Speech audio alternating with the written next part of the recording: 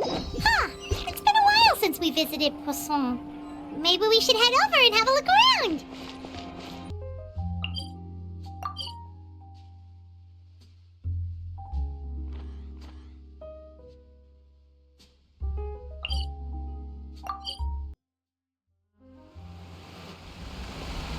Hey, traveler, Paimon. Oh, Paimon knows that voice!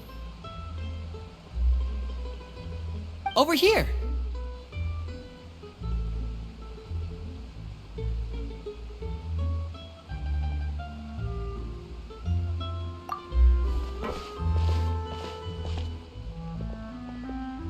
To borrow one of the more popular turns of phrase at the moment, this appears to be quite the fated reunion.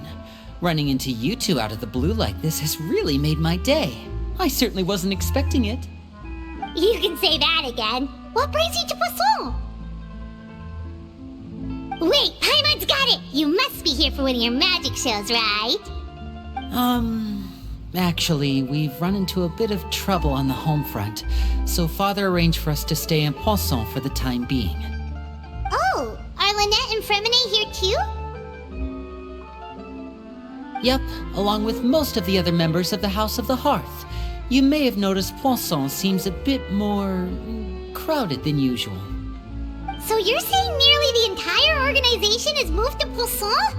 Sounds like you've run into way more than just a bit of trouble. What's really going on? Well... Since the two of you are so curious, perhaps I can fill in the gaps. You scared Paimon half to death! Father, you're here. You know... on second thought, maybe we don't need to know. It's all probably super confidential House of the Hearth stuff, right? We totally weren't trying to pry or anything.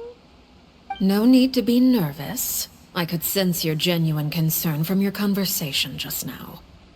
Of course, I can also understand your confusion. Sending so many Fatui here to Poisson, it's only natural that some might suspect an ulterior motive to be involved.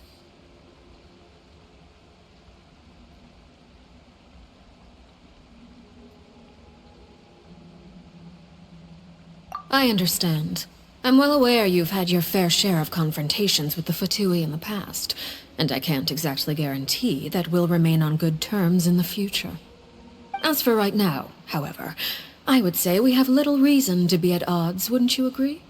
The House of the Hearth could stand to be more open with those who have worked so closely with us in the past. As for the issue at hand, well, it hardly relates to any ulterior motive.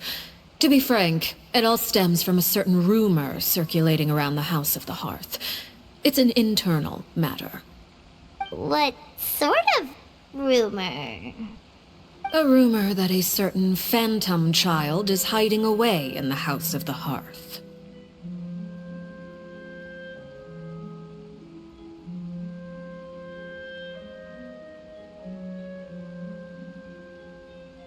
A phantom child? Ooh, just hearing the name is giving Paimon the creeps.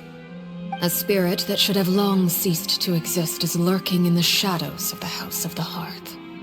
So I decided to bring the children to Poisson before continuing to investigate the situation. I expect I should be able to track down the spirit fairly quickly. After that, it's just a matter of resolving the situation, if you will. It shouldn't be much trouble at all. If you're curious, or if you still have some concerns, it might be advisable to stick around for a few days. I'm sure the children would be exceedingly pleased to welcome some visitors. Lenny, I'll leave you to entertain our guests.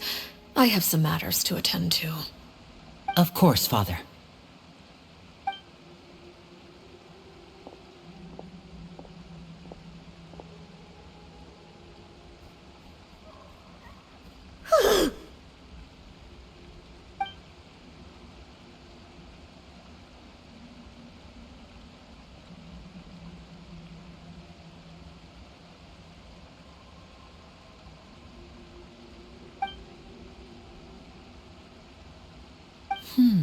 It has long been a dream of mine to invite you to our home and introduce you to my other siblings.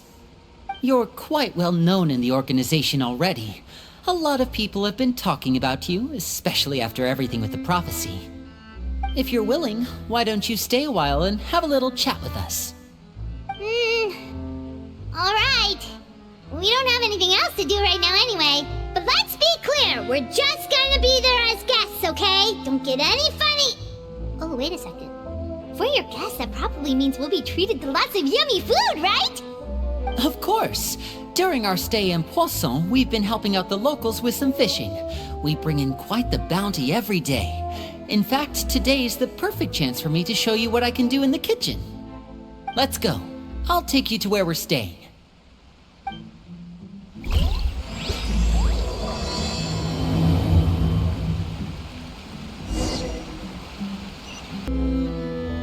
We rented this house from one of the locals to use as a temporary base. I'll come back later and tidy up a bit. After that, it should be all ready for you to stay in tonight. Awesome, thanks! So, where are we off to now? Well, when I happened to run into you two earlier, I was actually in the middle of distributing some supplies. With this many people staying in Poisson, we have to bring in outside supplies every now and then. I should probably make sure the rest of these provisions get delivered, otherwise people might start to get antsy. Okay, we'll come with. There are all sorts of rumors about your organization floating around out there. Paimon's not sure if she could even take a wild guess as to what's true and what's not. But now that we finally have the chance to see a day in the life of the house, we can take a good look at how you operate. Well, you're more than welcome to come along. Just follow me.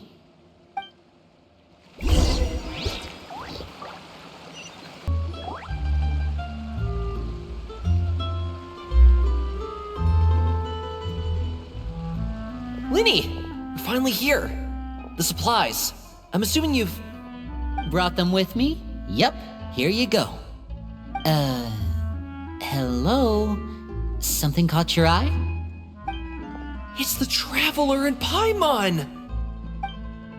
No way! Come here, everyone! Hurry! The Traveler and Paimon are here!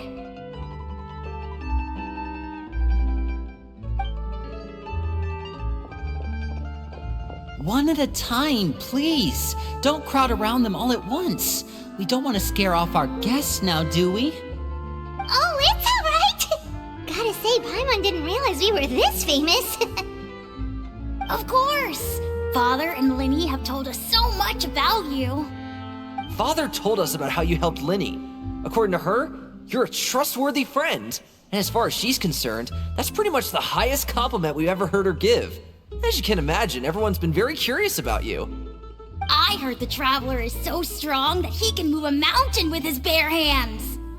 I heard Paimon eats so much that she can clean out the entire pantry at Hotel Tabor in just 3 days. Wait a second! That's the rumor you heard about Paimon? Oh, not cool at all! Oh, wait! When guests visit, you're supposed to give them gifts and stuff, right? Oh, we don't need something like that. Besides, we don't have anything to give to you! Come on, we insist! I can give you some of my new potions. Just pick your poison. And by that, I mean medicine or actual poison. I've got both. Huh? Or maybe Shaplo can teach you guys about stealth. He's super good at it. He's never been caught. Ah, now that's not a bad idea. I know you usually prefer to fight head-on, but it never hurts to expand your bag of tricks, right? When it comes to eliminating your enemies, staying quiet can go a long way. Trust me, I would know. I was poisoned not too long ago, and I'm still dealing with the after effects. So I'm not quite as good as I was before, but I can still give you some pointers. Wait, when you said gifts, I didn't think you meant poison and stealth tactics. But those are the best things we can give you. You don't like them? Ooh, how about this? Tell me the name of someone who really annoys you, and we'll teach him a lesson for you. All right, Fold, Selwar. I think that's enough suggestions for now. When it comes to being a good host, it's the thought that counts. You don't need a physical gift to make our guests happy. In fact, pestering them with suggestion after suggestion might make them more annoyed than anything. I would say your enthusiasm has certainly gotten across. Really?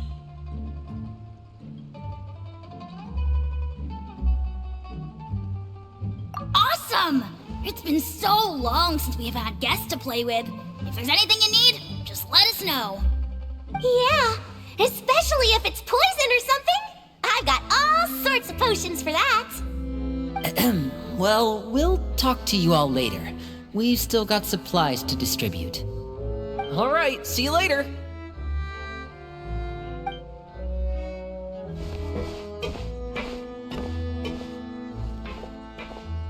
Bye!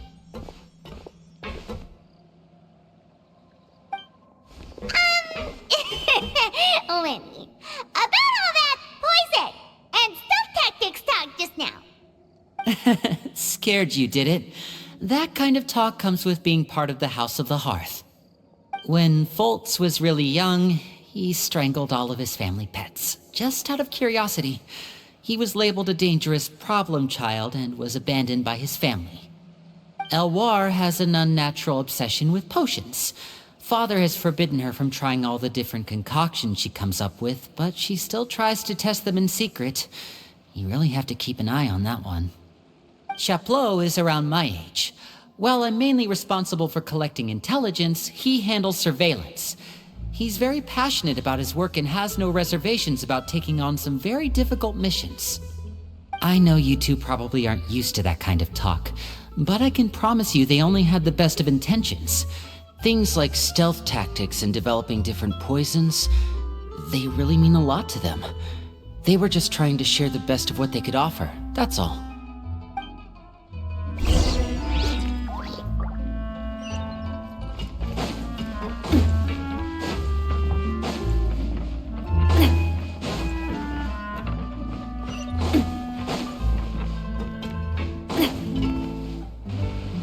Filial, supplies are here.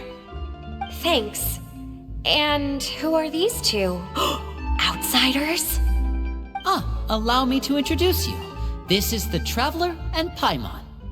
Oh, you're the famous duo I've been hearing so much about. It's nice to meet you. I heard you've traveled to all sorts of places. Is that true? Of course! We're making our way all across to that! Oh, good for you. You must be pretty familiar with Fontaine by now, then. Have you seen the new opera that started running recently? I think it's called... The 4,000 Thieves? Oh, this is the first we've heard of it. It seems like it's going to be fantastic. From what I've been able to tell from the posters, anyway. You should definitely check it out if you have the time. Oh, and there's The Blind Maiden, too. That one is supposed to have audience interaction. Seems pretty interesting. After this mission is over, I think I'll go get a manicure. Oh, maybe I should dye my hair. Wonder how much it'll cost. Is it just Paimon, or do these two seem much easier to get along with than the others? Looks like the House of the Hearth has some normal members after all. I heard that. Oops. I'm guessing you're referring to Foltz and the others? Yeah, we're definitely not all like them. I bet those crazies are practically foaming at the mouth right now. I'm sure they just can't wait to get back to Snezhnaya to carry out the plan. That's enough, Filial. Don't talk about family members behind their back, right? Whatever. Let's go. Guess this is goodbye then. If you ever have some time, we should go see the opera together.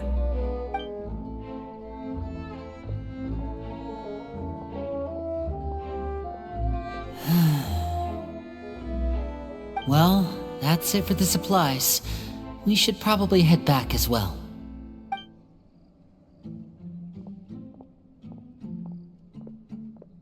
Well, they didn't seem too happy with each other. Seems like there could be something more going on here.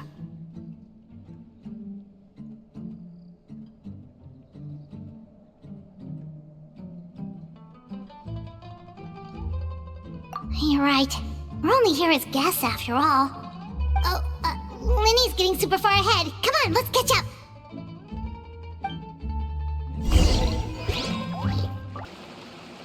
So, what do you think of the members you've met so far?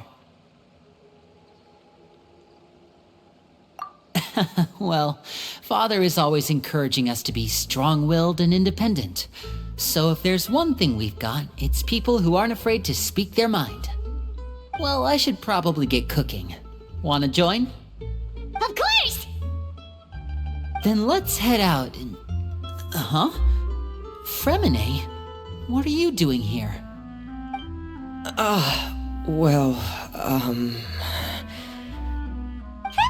Nice to see you again! You too. I heard you're here as guests of House of the Hearth. Welcome. We were just going to make some food. Why don't you come along? I could use some help in the kitchen, and I seem to remember you mentioning you wanted to make seafood soup for the Traveler in Paimon. Seafood soup? Oh, Paimon's drooling already. Were you looking for something just now, Fremine? Maybe I can help. It's nothing. I just wanted to see if there were any extra supplies. Yeah, we've got some left over. What do you need? Some food and water. And some clean cloth, if possible. No problem. Give me a second here. Food, water... Wait a minute. What do you need all of those for? You're not on any missions as far as I'm aware, and you were just going to come eat with us. So what's this all about? I thought I'd grab an extra portion because I get hungry at night. Could be because I'm growing, you know, and... Fremine, you remember what I told you? You're not like me. Your lying skills still need some work. Tell me what's going on. Is it really bad enough that you have to keep it from your own brother? Maybe it'll be better if we gave them some space.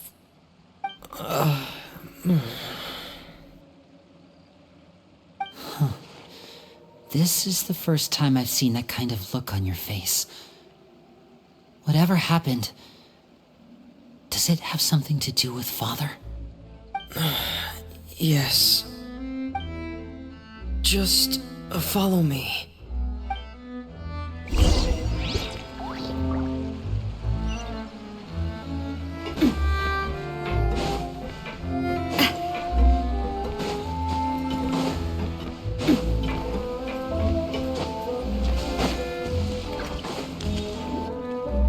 You're back! Oh, and you've brought some friends with you this time. Hello, my name's Linny. I grew up in the House of the Hearth. And you are? Hi, Linny. I'm also a child of the House of the Hearth, just like you. You can call me Clairvy. Clairvy? It's nice to meet you.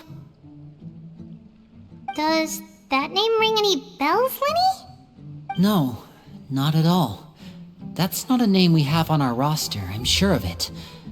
What I'm not sure of, though, is how she managed to sneak in. She must be the phantom child Father's been searching for. From the looks of it, I'm guessing you were the one that found her, Fremine. You, haven't told Father, have you? No, I haven't told anyone. I've just been keeping her hidden.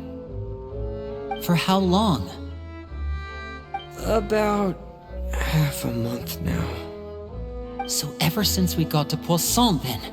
Do you have any idea what you're doing? I know what I'm doing.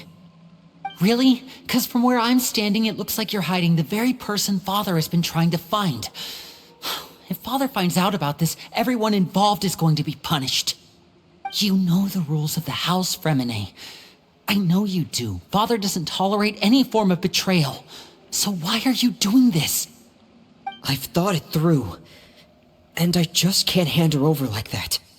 Linny, don't you remember last year? Sheplo nearly died after getting poisoned during that one mission.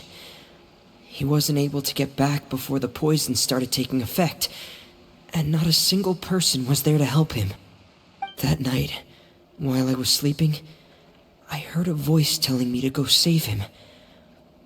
I opened my eyes, but I couldn't find the source of the voice. I thought maybe I was just hearing things, but I went to look for him anyway. Luckily, I got there with enough time to save his life. That feeling of being haunted, of hearing voices, it's happened many times in the House of the Hearth. I'm sure you've noticed.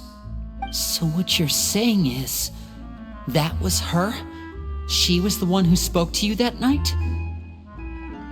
Unless there are other spirits roaming around the House of the Hearth, I don't think there's any other possibility. If Clairvy were our enemy, it wouldn't matter whether she was a spirit or an actual child. I would have acted without a second thought, because that's what Father ordered us to do. But she's been living with us, helping us from the shadows all this time. I think that makes her family. I couldn't just hand her over to be dealt with. Not when there's so much we still don't know. So what's your plan then? You can't keep her here forever. Someone is bound to find out eventually. I haven't thought that far yet. I don't want to disobey an order from Father, but I also don't want to put Clairvy in danger. Come with me. There are a couple things I'd like to say to you in private.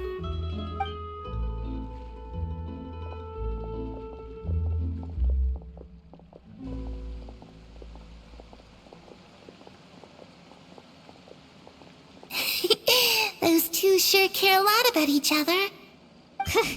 Well, they got a funny way of showing it. From where Paimon was floating, it sure seemed like they were about to bite each other's heads off. No way! They have a really deep bond. I could tell right away, 'cause I also have a friend like that. I just don't know how long that kind of bond can last.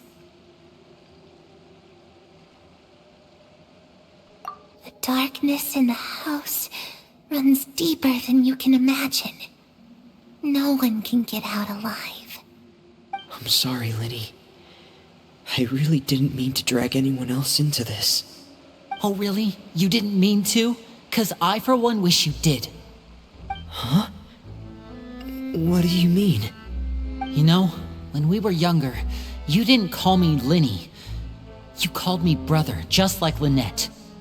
We grew up together, the three of us. We were all orphans, all rescued by Father. Of all the siblings in the House of the Hearth, I think our bond was the closest. Later on, when you started calling me Linny, I wasn't actually surprised. After all, Lynette and I are related by blood. We've had to depend on each other to survive long before we joined the house. Linny, The darkest and most difficult moments of my life happened before you and I had ever met. I'm sure that's true for you as well. Even so, Fremine, we've stood by each other for all these years now, and to me, that means more than blood. You and Lynette are the most important people in my life. No one can replace you. So I won't let you face anything alone. Not if I can help it. Oh, looks like things are getting kinda heated between Linny and Fremine. Maybe we should go check on them. Oh, it's raining. I should put my clothes away.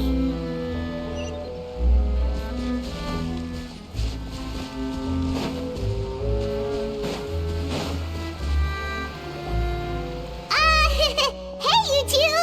Hope we aren't interrupting anything. Like a fight, or... Oh, wait a minute, Fremine. You're not crying, are you? Is everything all right? everything's fine. Thanks for asking. Well, we're all friends here, right? We've been through so much together, so if there's anything we can do to help, just say the word.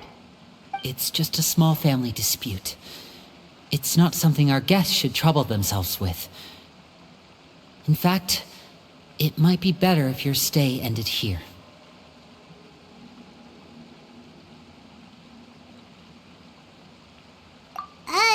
What are you getting at, Traveler?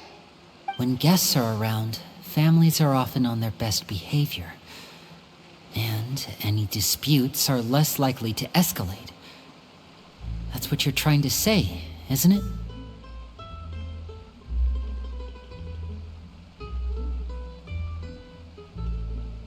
I just... Thank you. I was really hoping to keep you out of it. But even if I could think of some other reason to turn you away, I'm not sure I could convince you. I know things could turn dangerous, so I promise you this. From now on, I'll protect you like my life depends on it. Me too. Well, back to the matter at hand then. If we don't plan on handing Clairvy over to Father, then our only other option is to solve the mystery of her identity before Father is able to track her down. That means finding out where she came from and what she's doing here. Then we can send her on her merry way and pretend like none of this ever happened. I've tried that already. And? And... nothing. I tried taking her somewhere really far away, but... after some time, she just reappeared. She even came with us all the way to Poisson. It seems like wherever the house is, she follows. I don't know much about spirits. Do you two have any ideas? Let's see here. Paimon remembers hearing something like, if you fulfill a spirit's last wish before they died, they'll let go of whatever's keeping them here and return to the ley lines. Oh, it's just that Paimon doesn't really remember where she heard that, so it's not guaranteed to work or anything. Well, sounds like it's worth a shot. Guess that means we should go ask her about her wish. But first, Fremine, I need you to promise me something. What is it? I need you to promise me that this will stay between the two of us. We're the masterminds behind this whole thing. No one else gets involved. Can you do that for me? Of course. I promise. All right. Then let's seal the promise just like when we were kids. Fist bump on 3. Ready? 1, 2, 3. I swear.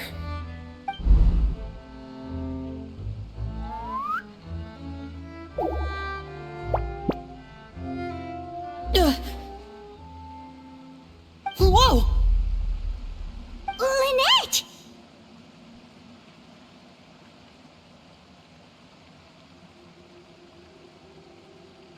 But what a surprise!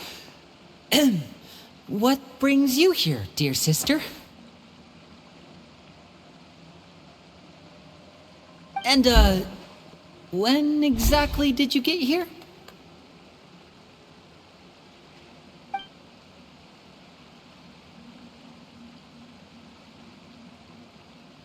You're an idiot, brother. And you too, Fremine.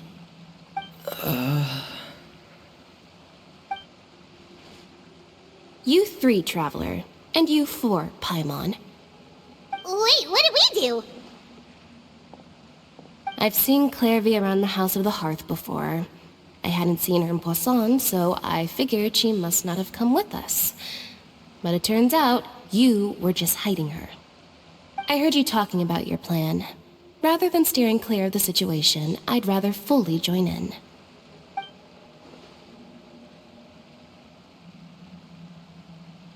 If you don't agree, I'll have no choice but to report everything back to Father. Simple as that. You're not giving us much wiggle room here, Lynette. Well, I guess we're all in this together then. After we talk to Clairvy, we'll figure out our next move. There's no time to lose. Let's go.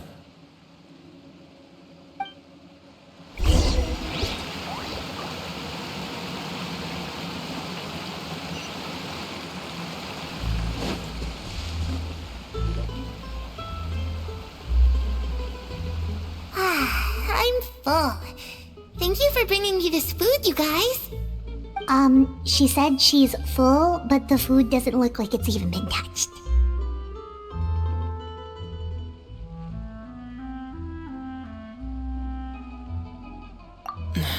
That's right. Based on what I've been able to observe, it doesn't seem like Clairvy can interact with the physical world at all. Still, when she's presented with food, she'll always linger around it for a good little while. Maybe, in her mind, she really is eating those things. Does she know that she has already passed away? I've tried to ask her, but she didn't answer. My guess is that she's just as confused as we are. Or maybe she couldn't understand the question at all. Clairvy, if you've got some time, I'd like to ask you a few questions. Sure. Oh, another new friend. Hi, I'm Clairvy. Hello. Clairvy, how did you join the House of the Hearth? Huh? Isn't it the same for everybody? The knave brings you here and then you can't leave. It's just that your name, it's not on the roster. And I've never seen you before. The roster? Oh, I get it now. I think there might be some things you don't know about this place. The people in charge, they're not as nice as they look. They say they keep a roster, but it's not complete. There are a lot of people who aren't on it, and never will be. In this house, some people are family, and other people are just test subjects. Those kinds of people aren't ever going to get a place on the roster, unless it's the roster of people who've been executed. Wait, does that mean the knave... she... Is there anyone that can vouch for you?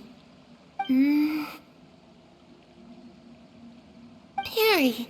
She's my best friend. She's the only one I trust in this place. Have either of you heard of that name before? No. Me neither. Clairvy, Perry. Neither of those names are on the roster. But it seems like she's telling the truth. Either that, or this kid's already got a bag of tricks bigger than mine. Maybe we should try a different approach. Clairvy, do you have a wish? A wish? It can be anything you want. Just imagine. It's your birthday, you're blowing out the candles, and your wish is...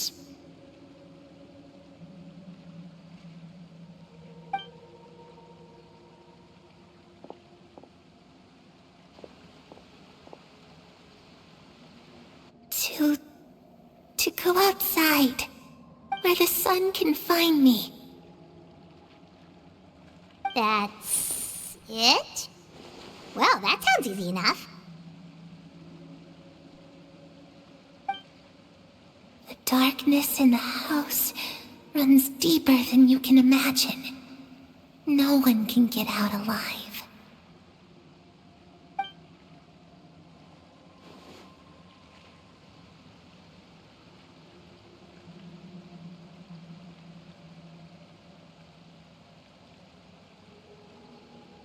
Okay, time to divide and conquer.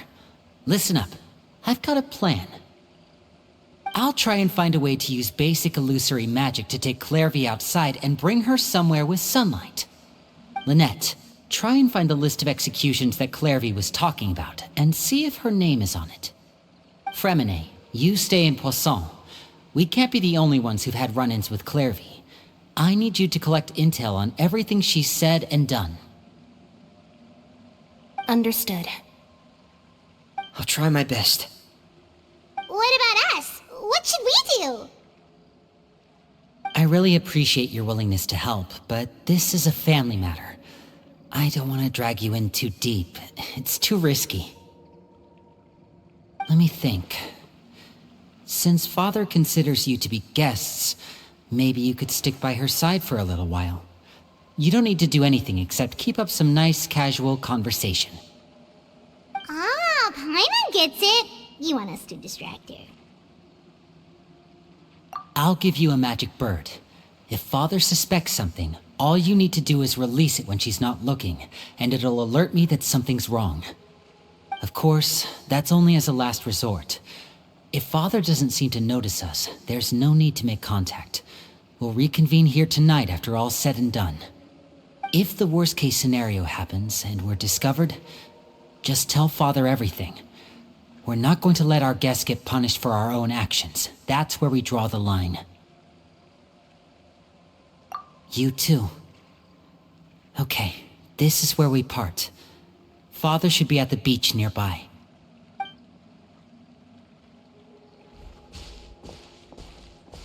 I really hope this goes well. No, it has to go well. That's the only way this can get resolved.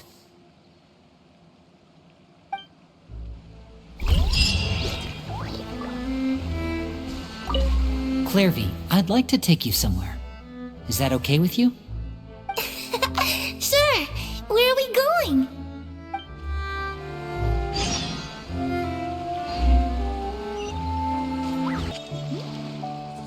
It's the knave and child.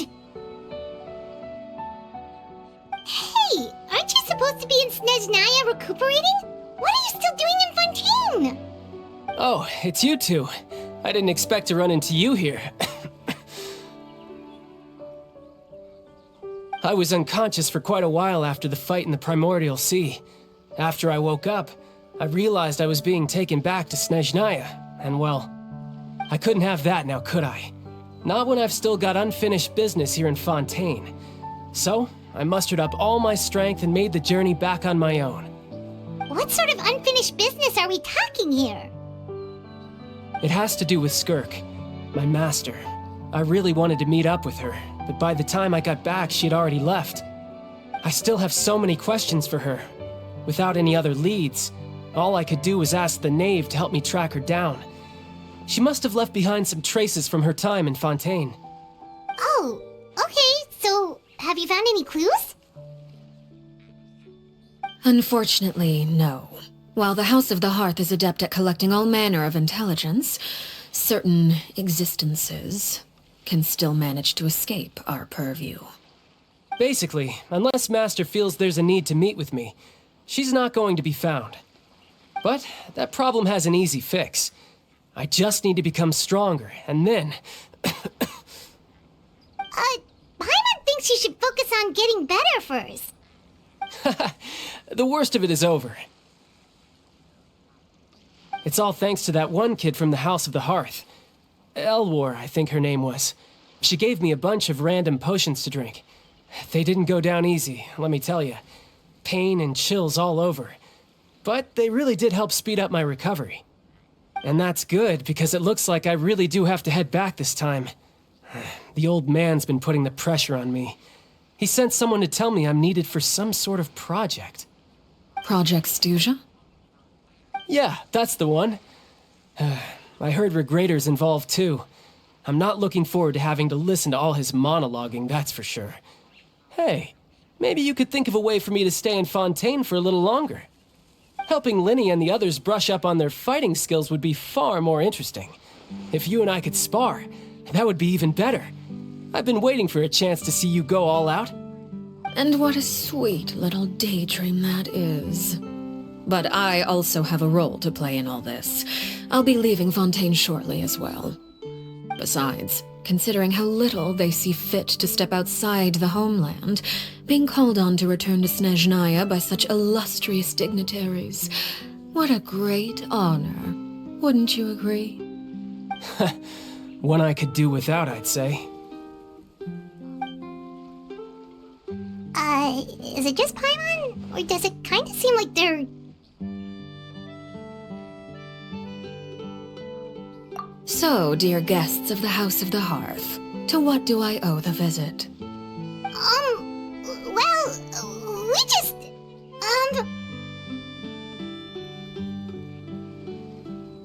Right! We're super close to Linny and the others, but we still don't know much about you! Is that so? Introductions have already been made, have they not? Oh, well, you see? There's only so much you can learn about someone from a short introduction. At least tell us something a little extra, like... Why do you call yourself father? Huh, good question. I'd also like to know. The fact that you have to ask tells me our intelligence work has been quite successful. Telling you the answer to that question would only serve to undermine that success. And we can't have that, now can we? Spoken like a true diplomat. That was some expert sidestepping right there. Well, if there's nothing else, I think I'll take my leave. I still have a small matter to resolve at home. Wait, don't go!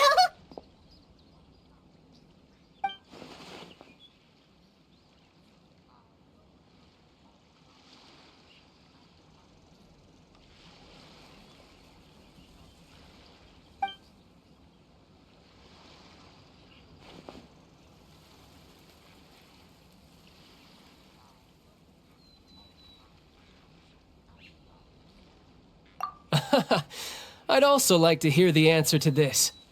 I've met some of the members of your organization, and they all seemed like really good kids. They actually reminded me of Tonya and Tusser. Which, by the way, if you ever betray them, I'm just letting you know, I won't let you off easy. And why would I betray them? Well, you've already betrayed the House of the Hearth once, haven't you? At least, that's what I heard.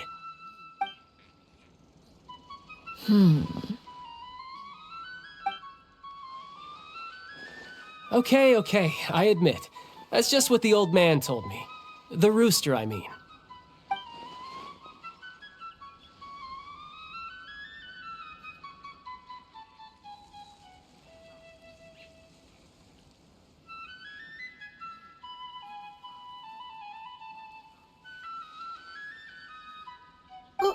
Wait, did you really do something bad to those kids? Never mind what I've done. I'm more curious as to what the mighty rooster had to say. Care to enlighten me? Well, nothing much. Just some stuff about you taking out many other members of the House of the Hearth, and even going so far to attack your own family.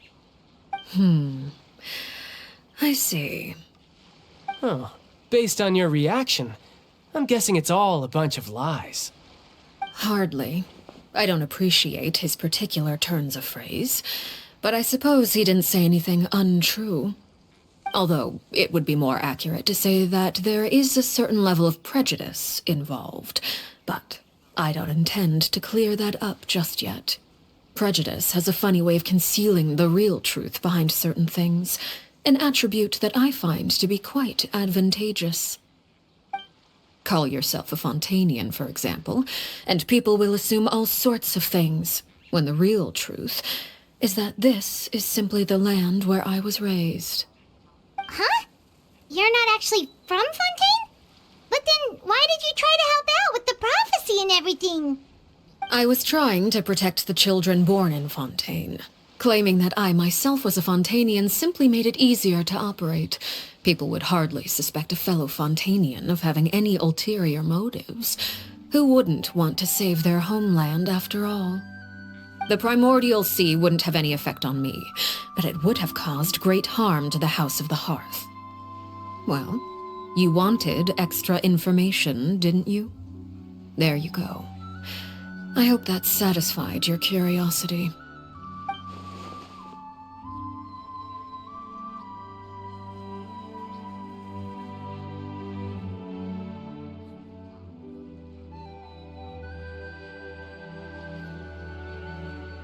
So, you stayed in Fontaine for the kids. I guess I was wrong to believe you'd betray them. Apologies. Looks like I was holding on to some prejudices myself. Good. Like I said, I like it when others have misconceptions of me.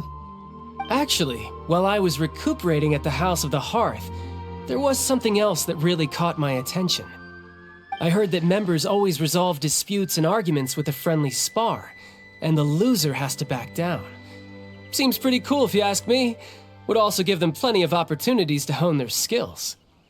Well, that's only a recent development. In the past, such spars weren't nearly so friendly. The losing party would lose everything, including their life. They were that high stakes? Whew, at least that's not a thing anymore. Well, the current atmosphere's not half bad. I'm a bit jealous, actually. You've got so many family members around you, and you even get to live with them. Having a lot of family around means dealing with a considerable amount of bickering and scheming. Once Tonya and Tusser enter their rebellious phase, I'm sure you'll understand. Just imagine. Tusser becomes obsessed with plucking out strands from the rooster's mustache, or Tonya decides to dye her hair 42 different colors. Okay. I get the picture.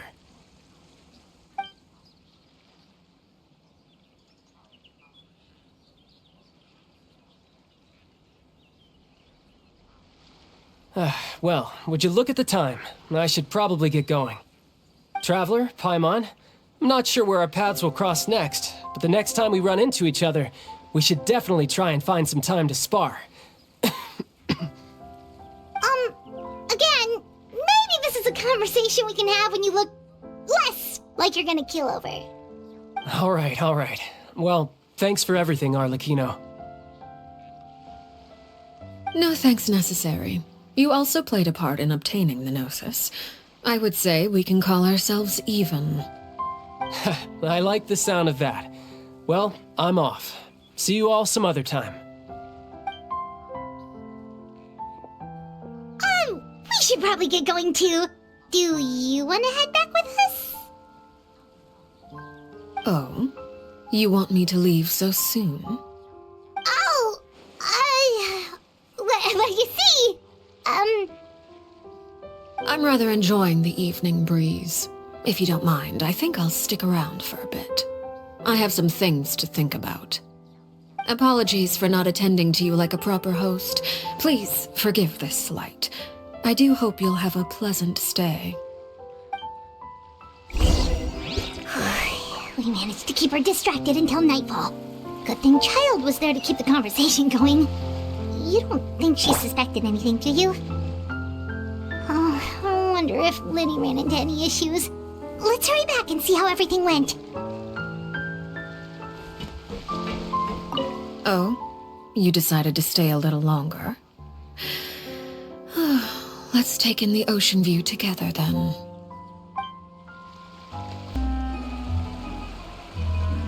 Lenny, how did everything go? Well, long story short, we ran into a small issue. Clairvy can't go into the sunlight.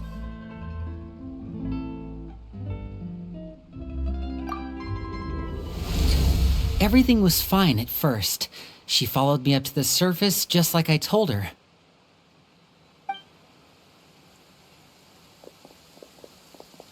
But as I led her out of the shadows and into the sunlight, she vanished. I turned around and there she was, standing at the edge of the shadows, silently watching me. Huh. Maybe she's afraid of sunlight, or... No, it wouldn't be her wish if that were the case.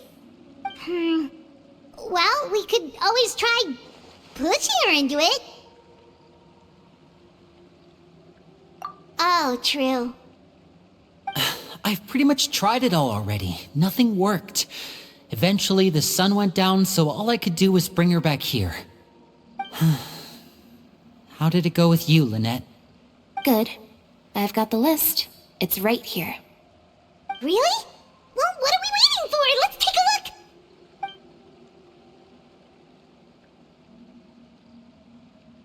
Oh, that's a lot of pages.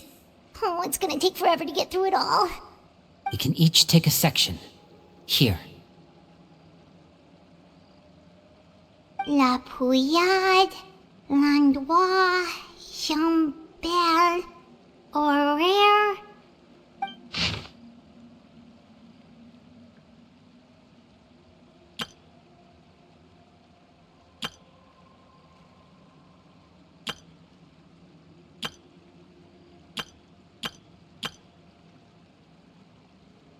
Oh, yikes.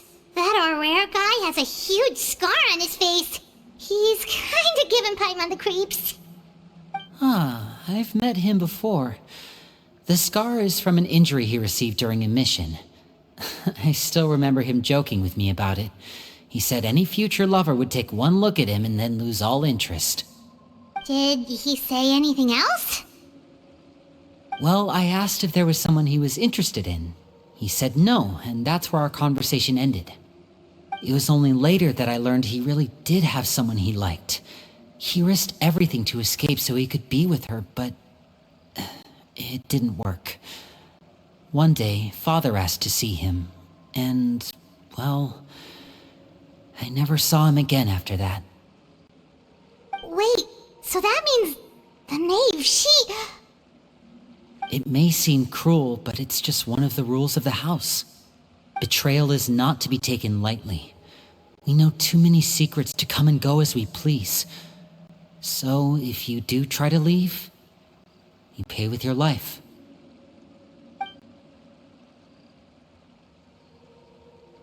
Her name's not here, huh? Well, that's not too surprising. It doesn't seem like this list is complete. It only contains records dating back around 5 years. Let's shift our attention then. Fremine, were you able to find anything out? Fremine. Sorry. I was thinking about something. I managed to talk to quite a few people, but I couldn't help but notice that the atmosphere in the house was a little...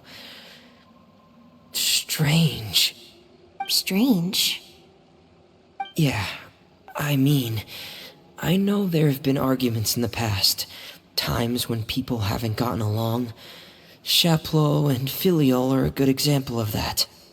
Oh, those are two of the people that we met while delivering supplies. Paimon can see how they might not get along. They had very different vibes, and their, interests seem to be pretty different as well. That's to be expected, actually. Father brought us all here, shared her knowledge with us, taught us how to fight. That's one thing we all share. But that's also where the similarities end. Not all of us feel the same desire to stay here.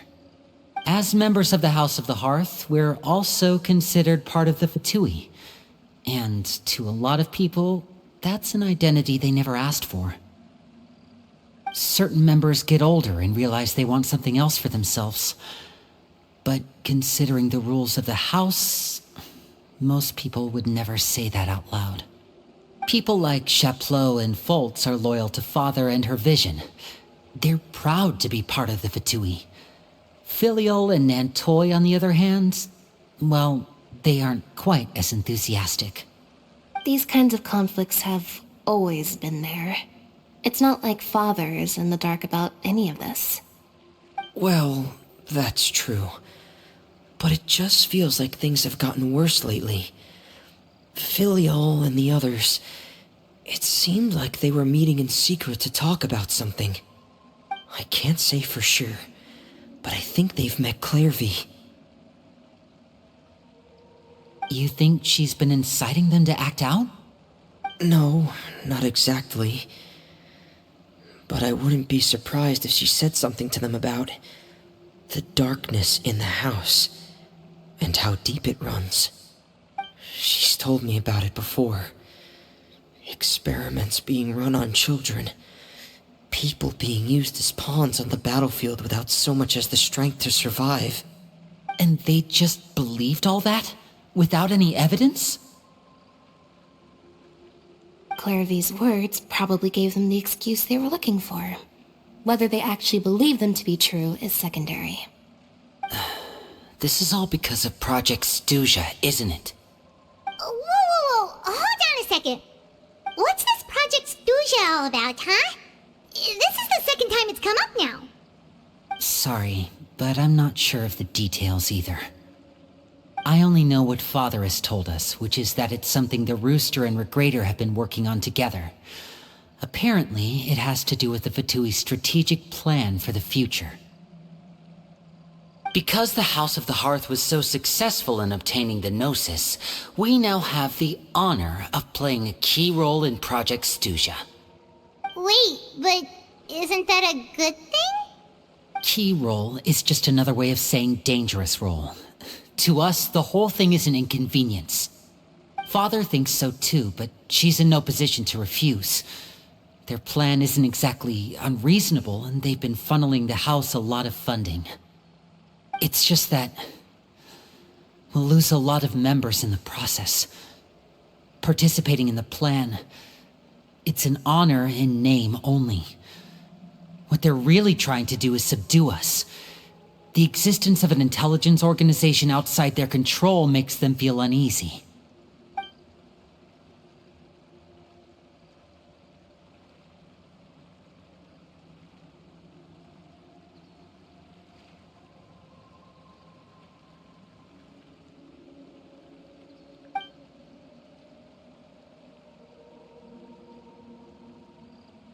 Okay, super complicated top secret Fatui business aside, what does all of this have to do with the conflicts you were talking about earlier?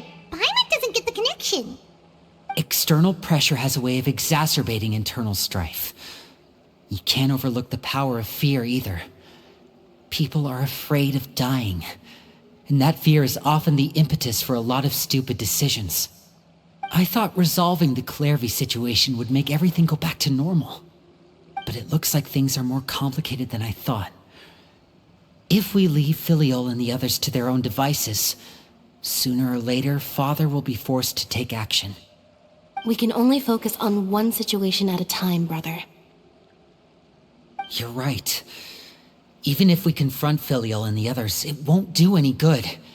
It might even make matters worse. We should focus on Clervy for now. Well, it's getting late.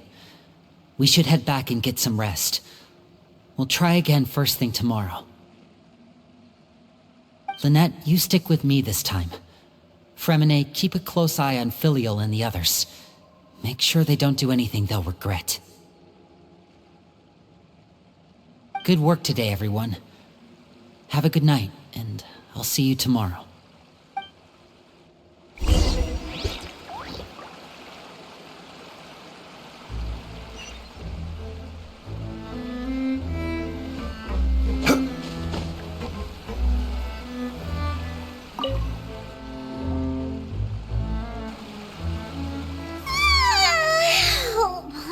Looking forward to an early night, but she can't sleep at all. Hey, you don't think the knave will be too angry with Linny and everyone if she finds out about all this, do you? She's even scary when she smiles.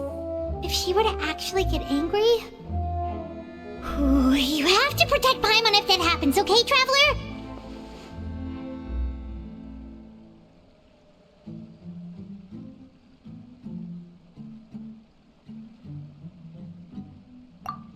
Well, in that case, we should just plan on running away. We'll grab Linny and the others and we can make a break for it as fast as we can. Look! Look over there!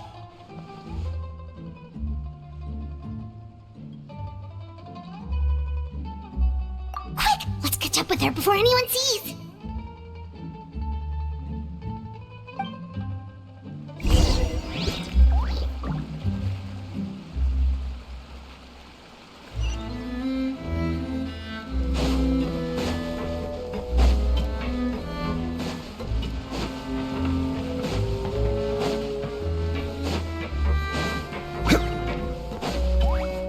Over there!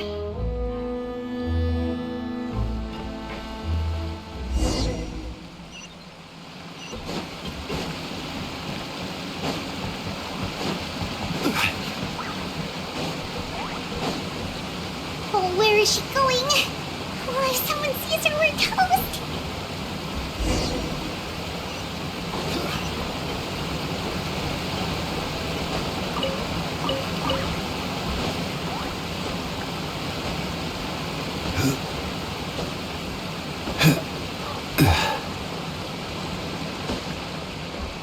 Oh, look!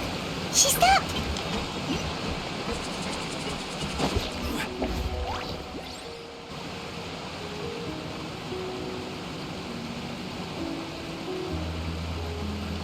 Clearvy! Shh! I opened the window while no one was looking. Look how pretty the outside is.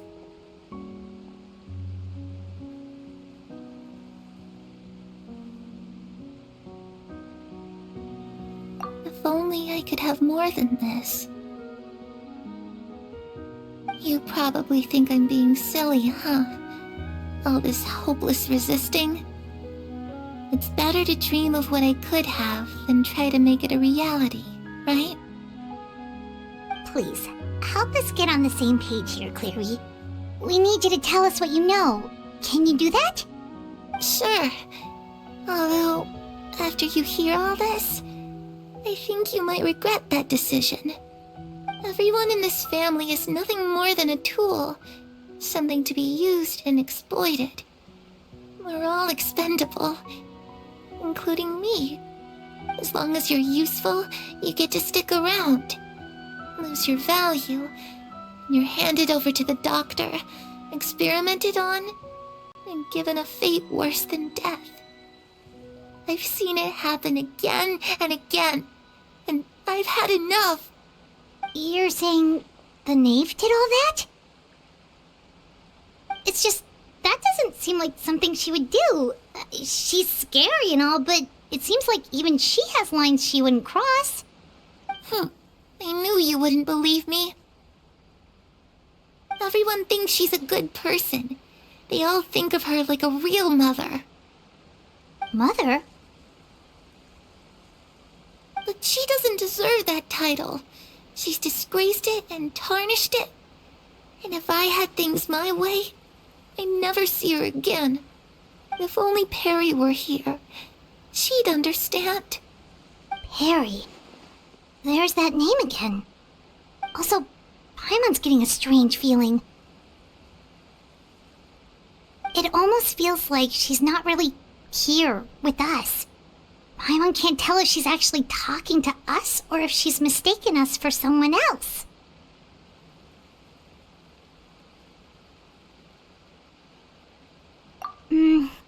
Well, in any case, it seems like she really needs someone to talk to. We should keep her company for a little longer. She looks so young. But it seems like she's been through a lot. It's getting windy. I should close the window. Ooh, look at the moon. Isn't it pretty? Hey, wanna hear a secret? I heard that if you look up at the night sky in Snezhnaya, you can see the aurora. It's supposed to be super pretty. Even prettier than the moon tonight.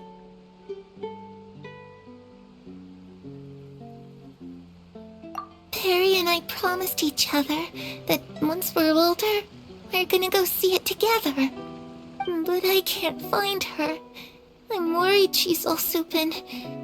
No, that wouldn't happen to her. She's special. Mother likes her a lot. I should really go talk to Mother, but we just fought. She doesn't want to see me, and I'm too scared to face her. What should I do?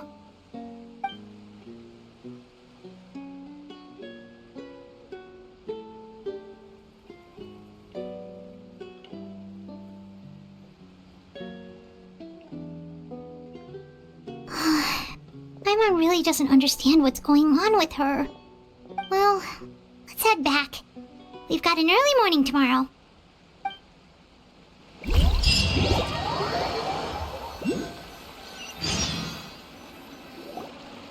All right, looks like we're all here.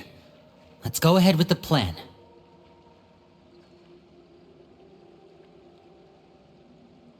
Oh? What is it?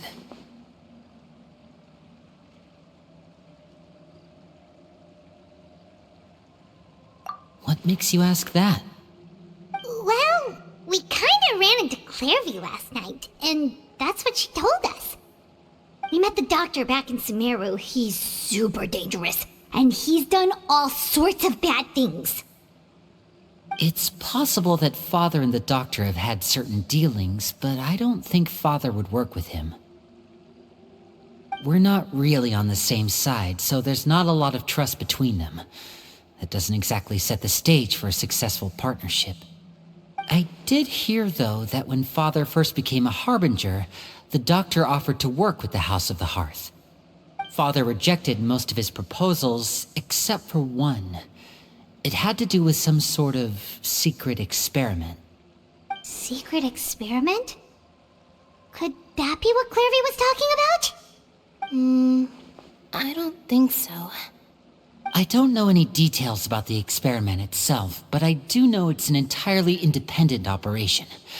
The Doctor only proposed a direction for the research. That was the extent of his involvement. I still don't think that counts as working together. The details of the experiment are confidential, but complete records are kept on all participants. That doesn't seem to be the case with the situation Clairvy referred to. I know you don't agree with some of the Fatui's methods, and I'm not asking you to. But I am asking you to trust us on this. The House of the Hearth has its own principles. There are certain lines we're not willing to cross. Alright, that's good to hear at least.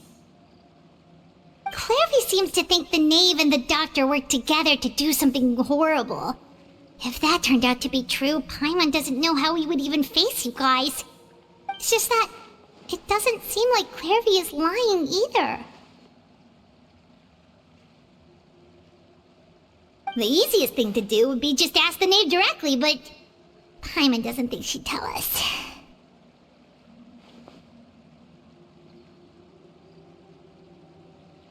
Father didn't come back last night. She's probably still near the shore. We'll be counting on you to distract her. Lynette, you're with me. Fremine, you know what to do. Be on your guard, everyone.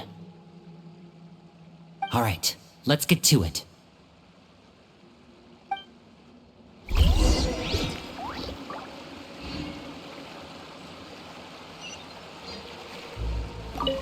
Where are we going today? Let's try somewhere further away this time.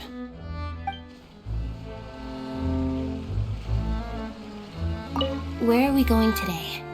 Let's try somewhere further away this time.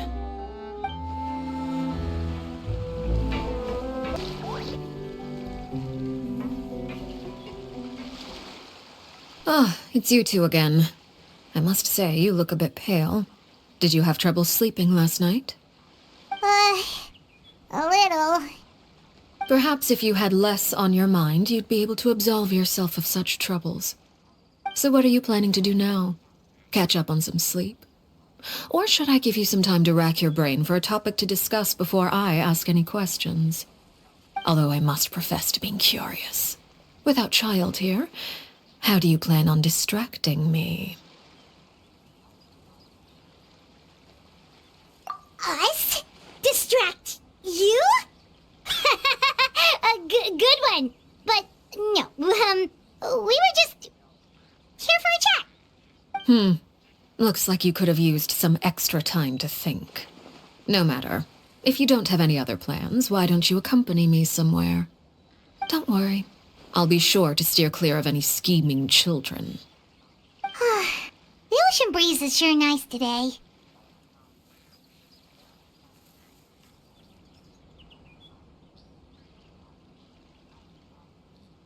Children always think they can hide things from the grown-ups, but nothing gets past me. Least of all a little scheming. I think I'll let them have at it for a little longer. I can be very patient. Well, I'll leave you to think things over. If you're so inclined, meet me outside the Palais Mermonia. Good things come to children who do as they're told. So I do hope you decide to tag along. If only for your friends' sakes. What should we do? She clearly knows about everything we've been doing, and Paimon doesn't think it'd be a stretch to say she was threatening us just now.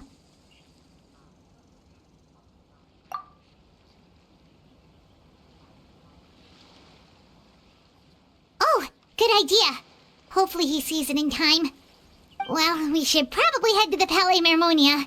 Paimon doesn't want to find out what happens if we don't show up. Based on what the knave was saying just now, it sure didn't seem like it'd be anything good.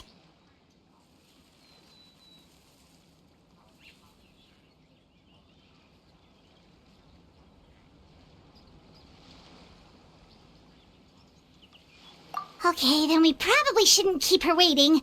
It seems like Lynn and the others are on thin ice, so let's do our best to not get them in any more trouble.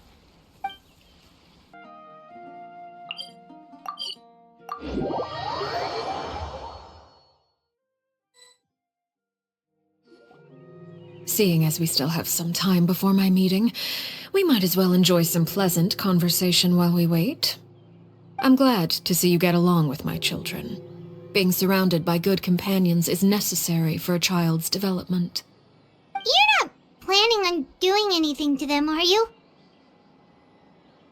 I assume you're referring to Lenny, Lynette, and Fremine. Although, there's that situation with Filial and Nentoy as well. It appears quite a few people have been acting out lately. No matter. I'm not one to discriminate.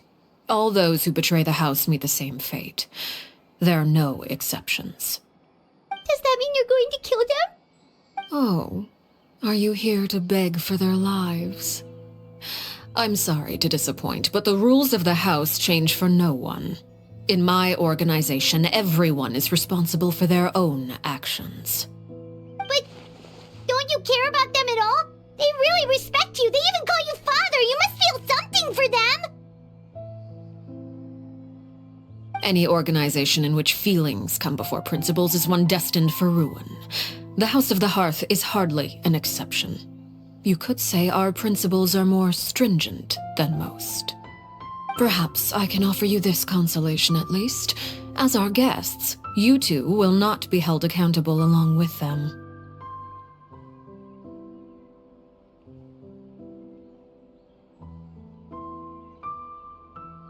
I would imagine Linny, Lynette, and Fremine will be able to keep their lives.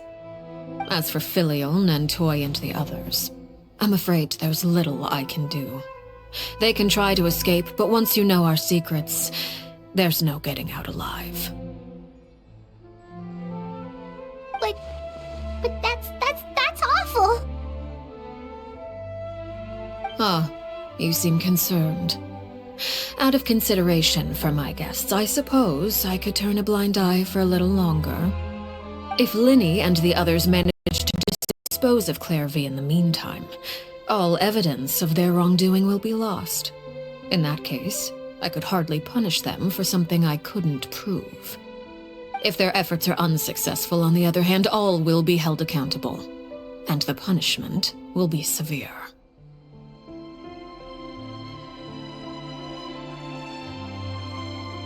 Of course. Oh, and here, I believe this belongs to you.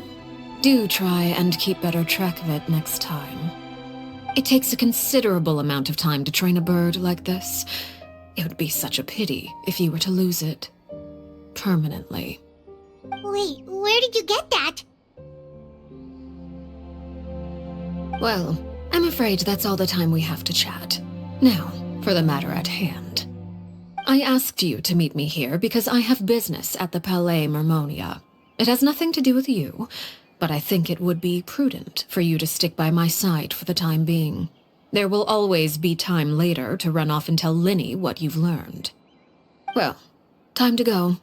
Looks like we wrapped things up just in time.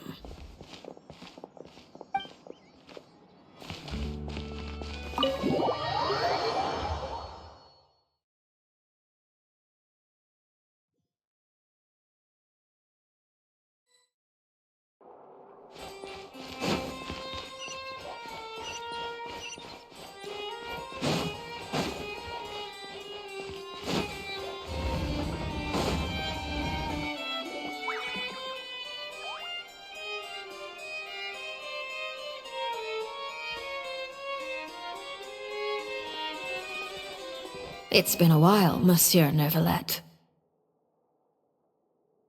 I must say, I wasn't expecting my meeting request to be approved quite so quickly. The Palais Mermonia operates with an efficiency worthy of admiration. It is only right that an esteemed diplomat such as yourself should be afforded the proper level of respect. Although, if I may speak plainly, I must confess that I did not anticipate we would have the occasion to meet again after presenting you with the Gnosis. I see you brought the Traveler and Paimon with you as well. If I may inquire as to the purpose of your visit. I'll be departing Fontaine shortly. There is, however, an outstanding matter that I would like to see resolved before I go.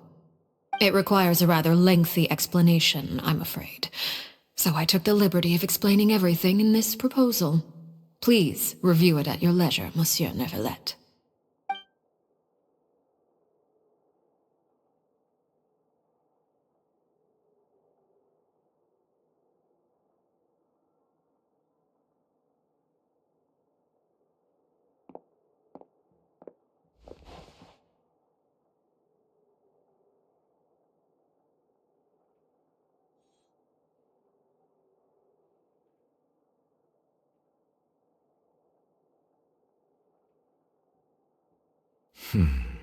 I understand your request.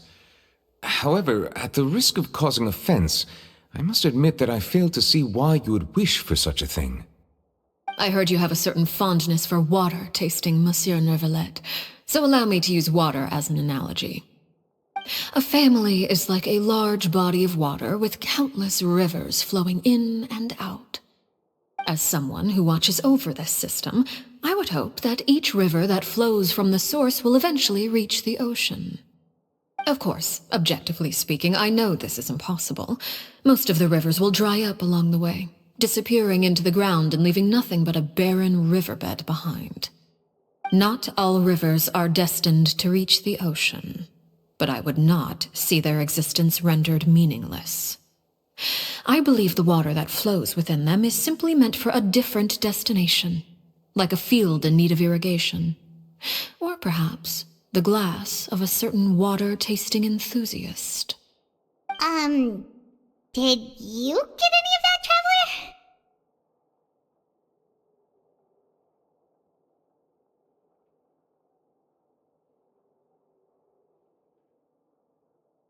Your words paint an optimistic picture indeed. Allow me to remind you, however, few among us are willing to sip from a glass filled with tainted water. It may have been tainted at one point in time, but not to worry.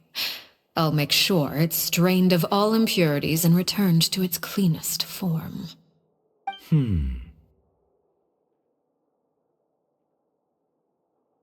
I seem to recall there being a transactional aspect to your proposal.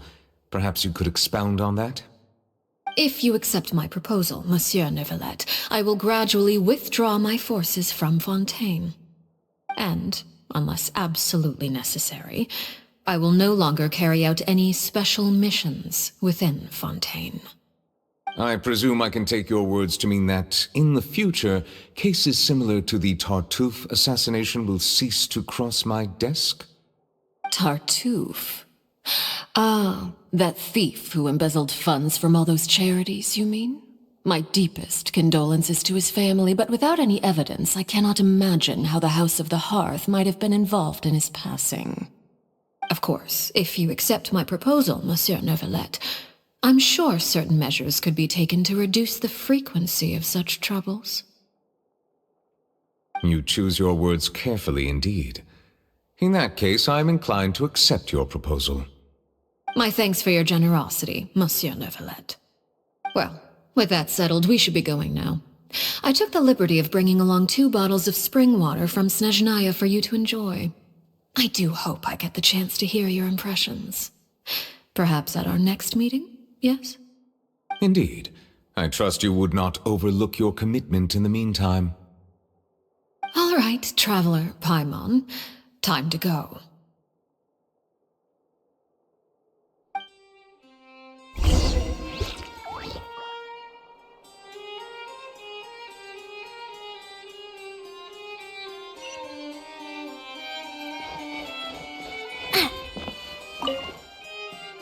I believe I've told you before that my emotions easily resonate with those of others.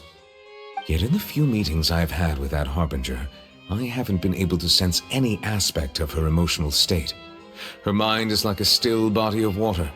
Who knows what darkness lies in its depths, and the lack of ripples on the surface gives nothing away.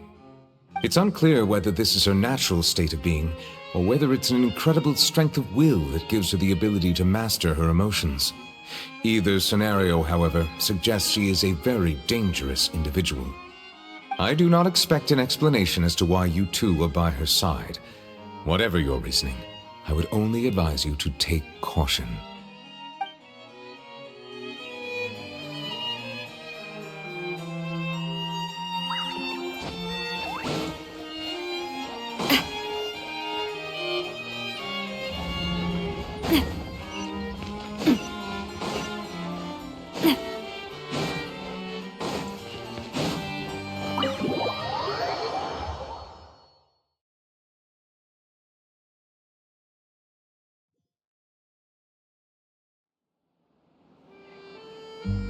So, what exactly were you talking about back there?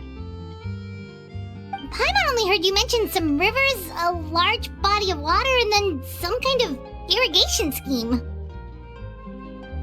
You really want to know? I would imagine there might be more pressing concerns at the moment. Winnie, Paimon really hopes everything's going okay.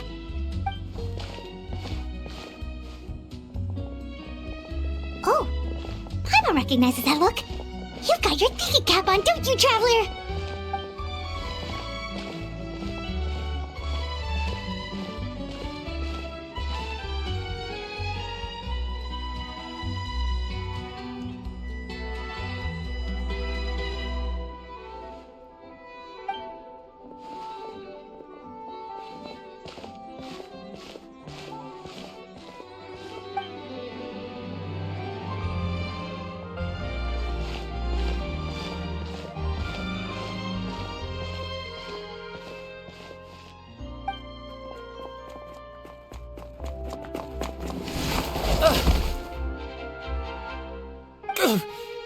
Oh, shoot. Are you alright? Oh, jeez. I'm so sorry. I was so focused on selling these papers, I wasn't looking where I was going. Well, let me make it up to you at least. Here, take this paper. On the house.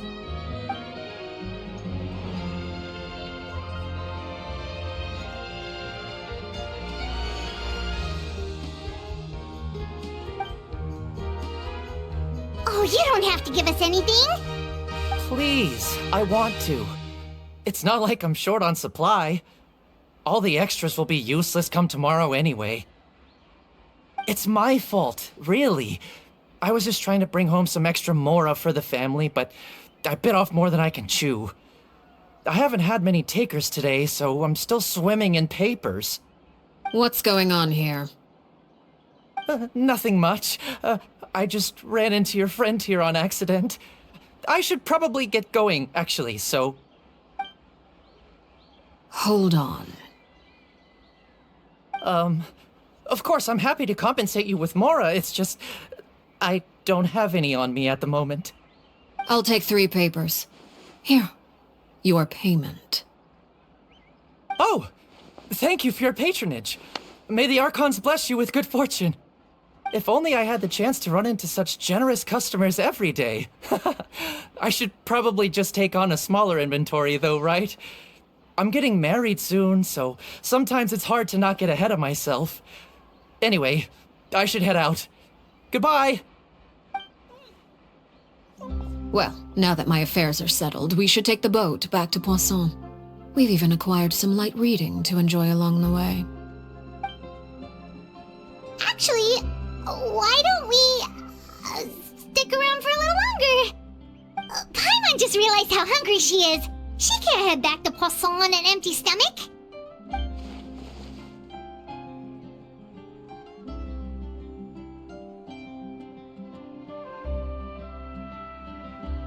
It appears you two are under the impression that delaying our return will somehow alter the situation in your favor.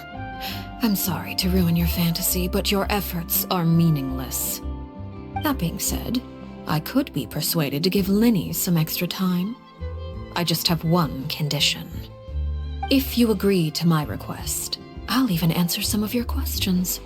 You're quite curious about Clairvy, are you not? And my relationship to her. Wait, why are you being so generous all of a sudden? You're not gonna ask us to do something bad, are you? You overestimate yourself. You don't have the talent for bad things. Then what can you possibly... The most important consideration in a negotiation is that both sides receive something they want. Demands and threats only get you so far. Wonderful. Here it is. When the time comes, make the choice that you deem most appropriate in the situation, and lend your help to the House of the Hearth. Okay, sounds normal enough. But what do you mean, when the time comes? When is that supposed to be? That is for you to decide.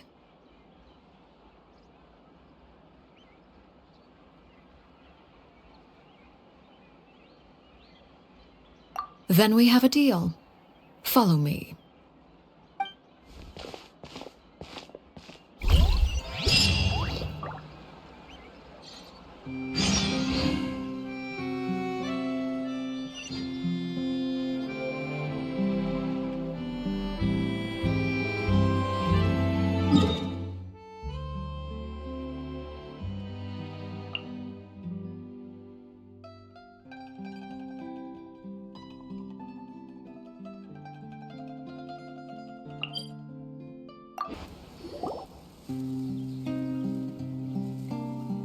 What is this place?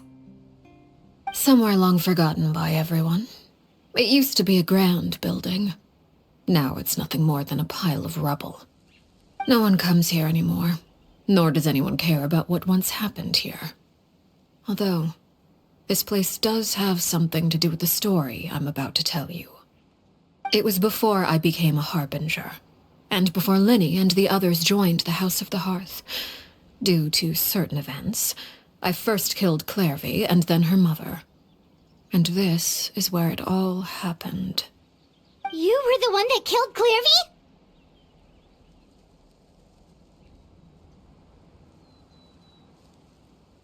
Patience now. Allow me to explain Clairvy's side of the story first. I'll start from the beginning. Clairvy was 6 years old when she was brought by her mother, Crucibina, to live in the House of the Hearth. From the outside, it seemed like a fairy tale. A thriving family made up of kind adults and friendly children. Crucibina was the knave at that time, and the House of the Hearth was under her control. She was Clairvy's mother by blood, but she was also the mother to all the children in the house. Clairvy was happy here. For a time. But she quickly realized that being part of this family wasn't a fairy tale at all. It was a kind of purgatory. Purgatory? Exactly. The House of the Hearth takes in war orphans from all over Tevat. But as for how to raise them, that depends entirely on the person in charge. Crucibina came up with a novel idea.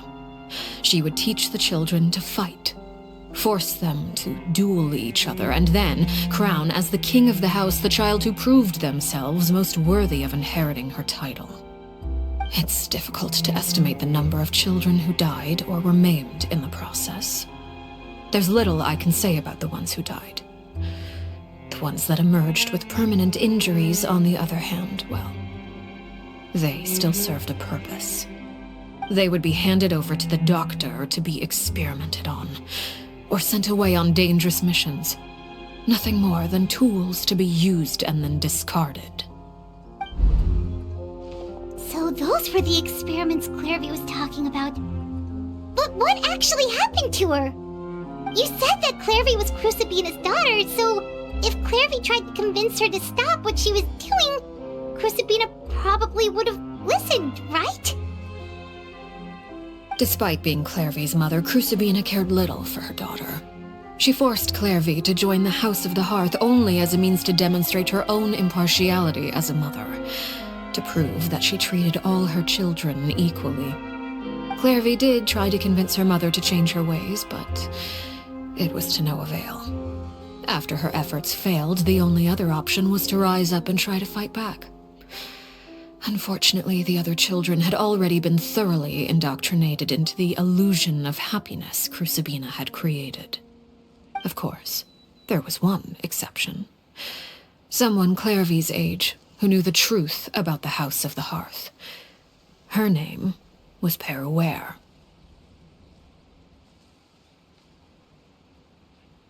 Wait, the friend that Clairvy mentioned? Friend, huh? I suppose we can call her that for now. Clairvy was a cheerful and passionate person with a tenacious spirit. Peruere, on the other hand, was rather cold-blooded. Her cold-blooded nature allowed her to see through Crucibina's facade. Yet, it was also this cold-bloodedness that prevented her from acting against it. At least at first. While Clairvy longed for freedom, Peruere was convinced that, amid all the fighting and violence, she would make it until the end.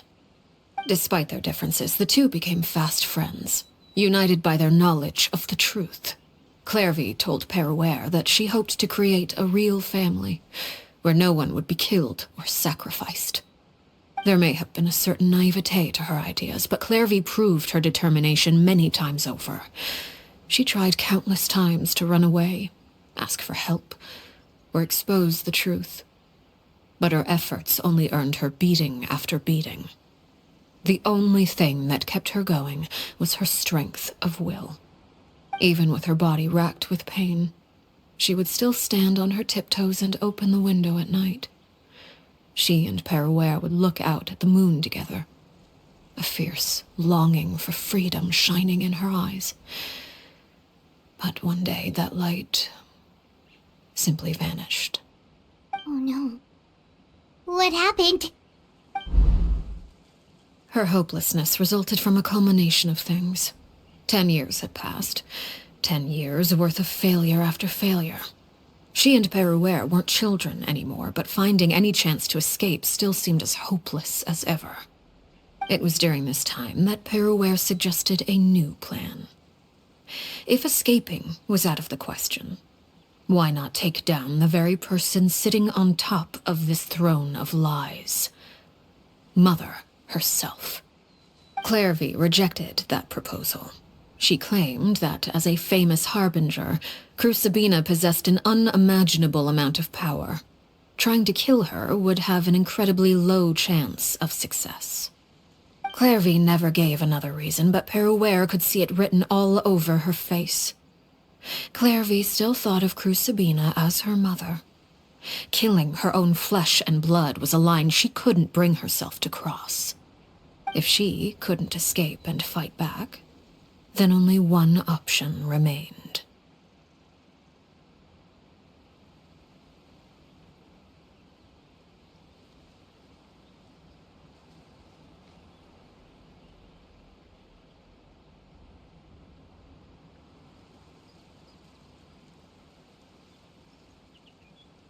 Precisely.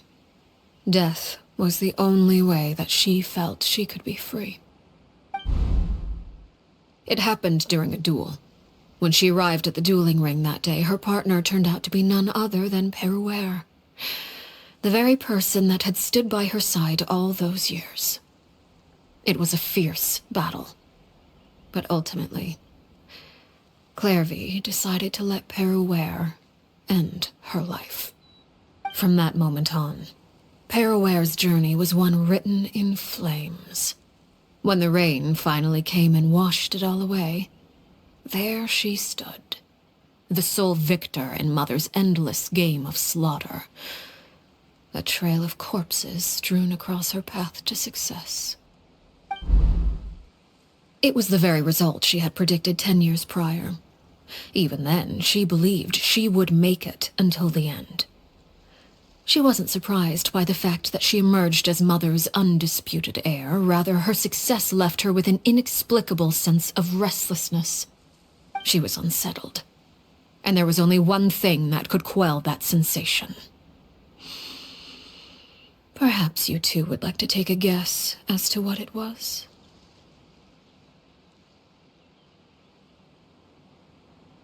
Crucibina, you mean? But... Correct. This is the place where Peruware killed her best friend. A mere year later, this is also the place where she fought tooth and nail to kill the mother they shared. The moment she acted, any conception of what was right or wrong ceased to matter. It's one of the principles of the house. Only those who survive get to write the rules. Peruware won the battle, and became a harbinger herself. After which Her Majesty, the Tsaritsa, bestowed upon her a new name. Arlecchino. So the Perry Clairvy was talking about... It was you all along. You're Peruware. Arlecchino is just a name you got later.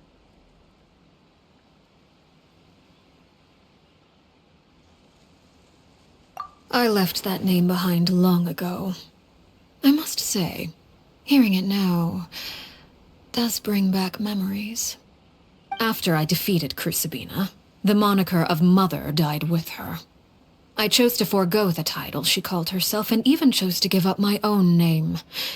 I rebuilt the House of the Hearth under a new identity. Not only as Arlecchino, but as father. And that is where the story ends. Any more questions?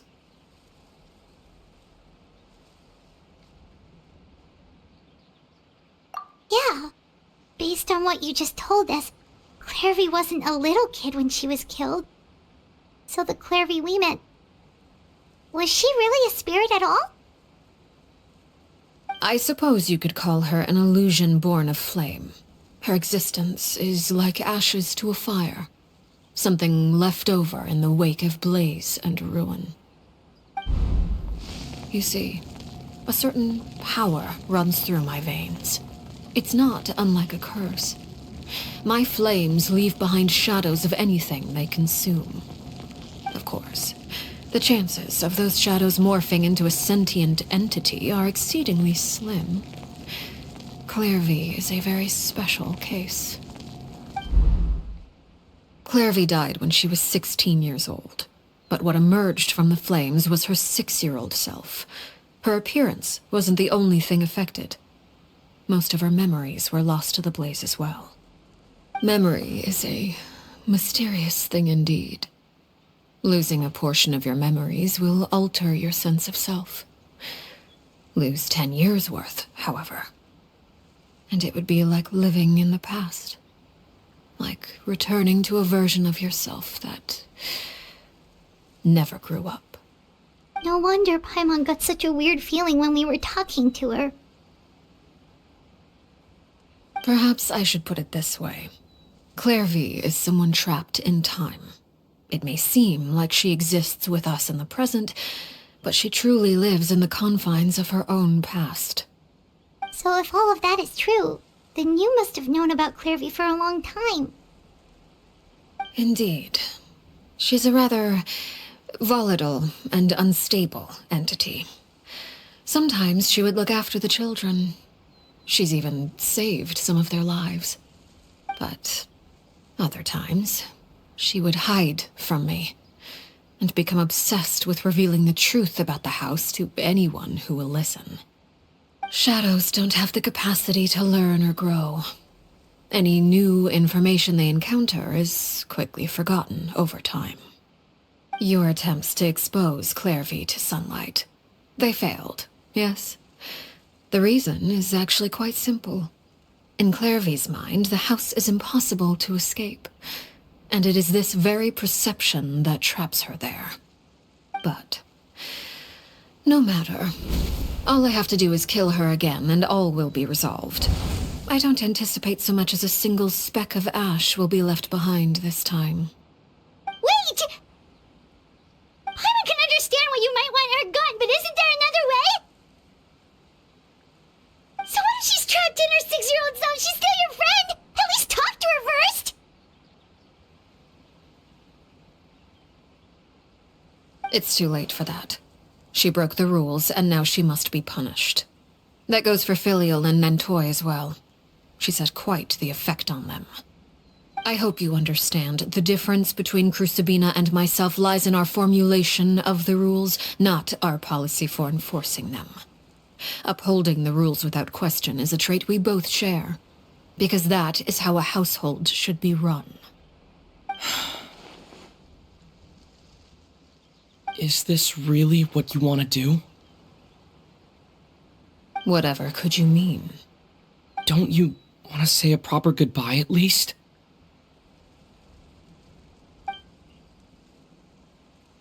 Whether as a killer or as a father, there are two things that must be avoided at all costs: anger and sorrow. Anger makes you impulsive. Sorrow causes you to waver. Well, it appears it's about time to proceed. Before we arrived, I told some of my well-behaved children to bring our troublemakers here by nightfall. I do believe I've kept my end of the deal. I give your friends quite a bit more time. As for what happens now, we'll just have to wait and see.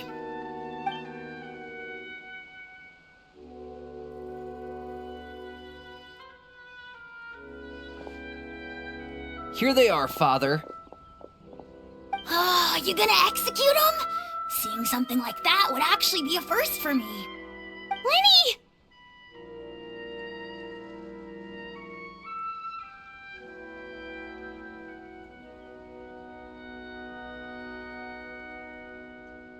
I'm sorry. I heard about how you helped buy us more time. But I still failed. I couldn't find a way to fulfill her wish. Huh? Are you... Perry? Indeed, it's been a while, Clairvy. Perry! Shh, stay right there. I'm sorry to postpone our reunion, but first I believe certain scores need settling.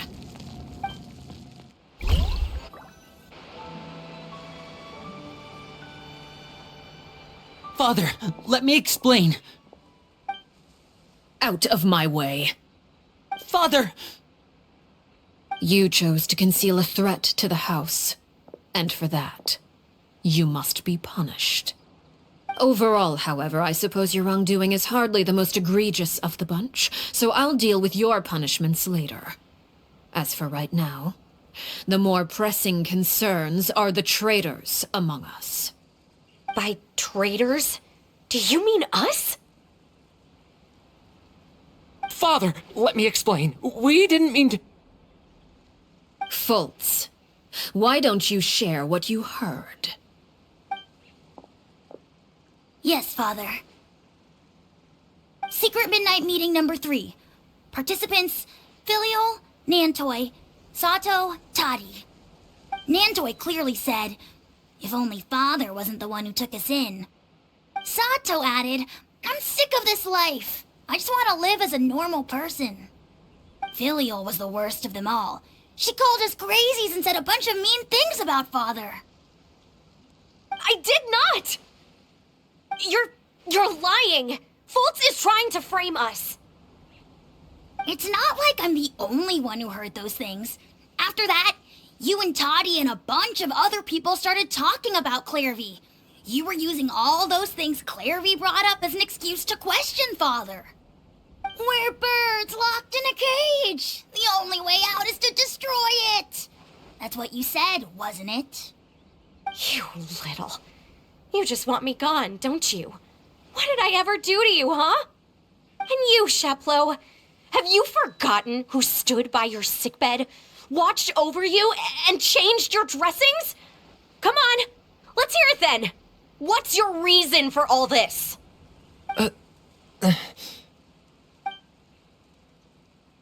You're wrong, Filial.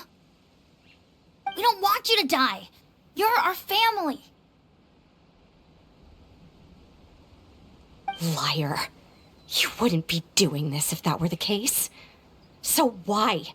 Why have you backed us into a corner?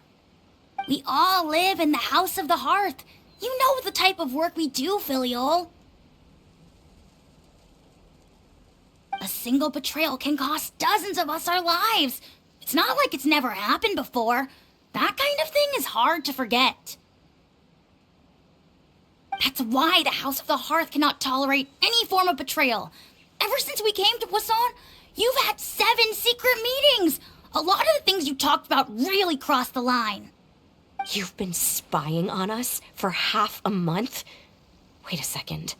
Now that I think about it, the move to Poisson was just a way to make it easier to spy on us, wasn't it? Because we were all in one place. You've had this planned all along. Filial, Nantoy, I'm sorry. I owe you both my life. I owe Clairvy too. If it weren't for all your help after I got poisoned, I wouldn't be standing here today. If this were any other situation, I would do anything to repay that kindness, even if it cost me my life. But rules are rules. I'm sorry. My hands are tied. Why? Why? That's enough, Filial.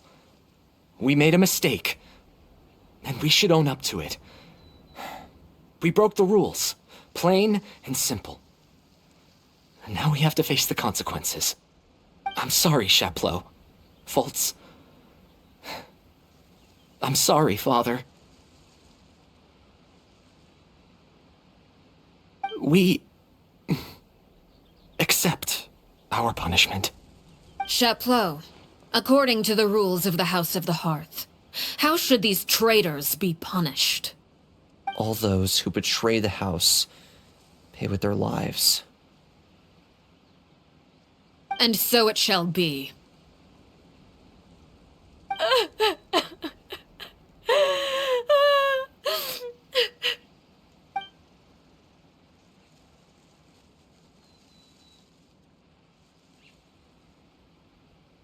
Father, please wait! Something you want to say, Linny? Please reconsider, Father. What Filial and the others did, does it really count as betrayal? We all come from broken families. From the very first day we joined the House of the Hearth, we wanted nothing more than to make it a real home.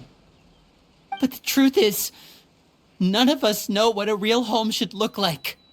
I'm not saying I have all the answers. All I know is this. Killing Filial and the others may uphold the rules, but doing so will only bring us further away from being a real family than we've ever been. So please, Father, please reconsider. I agree with Linny. Father, please. Linny, you...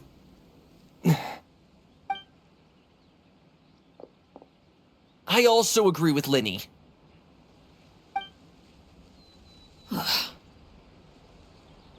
An order once given cannot be rescinded. However, given the extent of your determination, I suppose we shall have to go about this a different way. Draw your weapons and face me. Our weapons? Father, are you referring to a duel? Precisely. The rules of the house will not be altered. Traitors must be punished. However, resolving disputes with a duel is also one of our rules, one that also applies to me. Demonstrate a sufficient showing of strength, and I shall offer a concession. Wait. Beat Father in a duel? Impossible. Father is way too strong, even for Linny.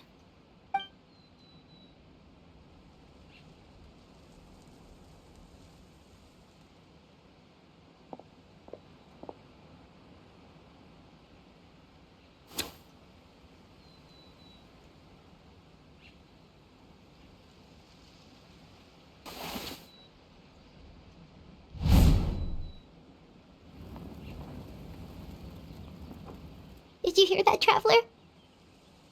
Letting the others have to duel the knave. What should we do? Can they really win something like that? If they lose, those people from the house are really gonna be executed. Hey, are you listening?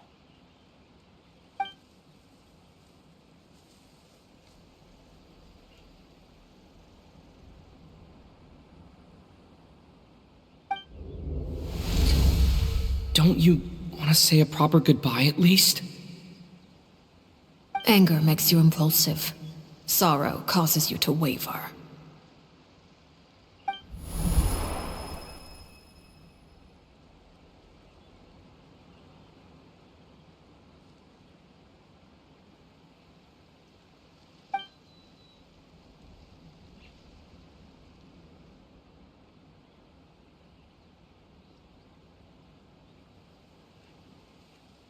Oh.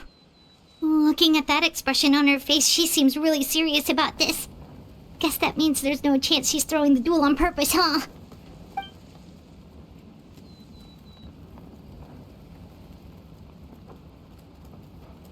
When guests are around, families are often on their best behavior.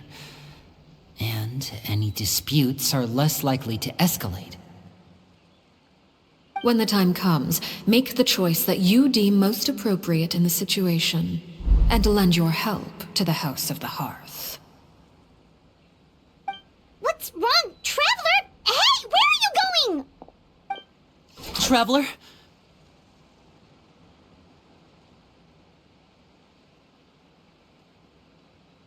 You're asking to join the duel against the knave?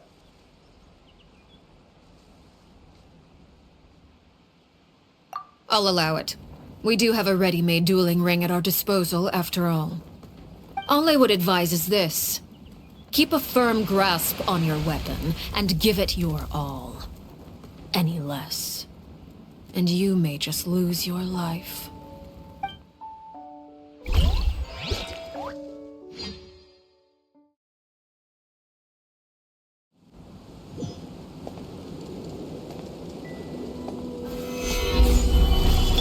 Illusion shot! Coming at ya! Coming Is at it ya! my turn now? Attack! Go and fly!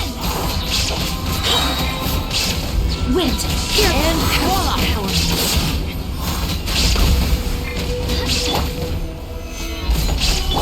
Shine down! Inazuma shines eternal! Is it my turn now? Watch With out! these rising flames! I will have order. Father's even stronger than I expected. Coming at ya! With the fall of darkness, destruction shall rise. Have a taste of purgatory. Solidify. I have to draw my blade.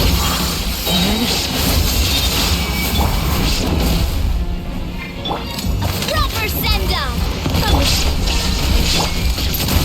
Watch Is out! it my turn now?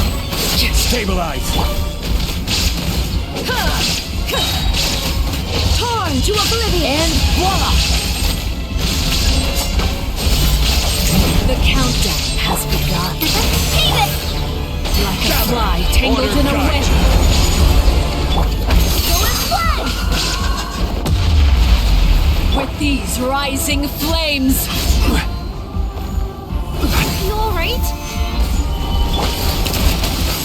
Hey there! Fire! Well...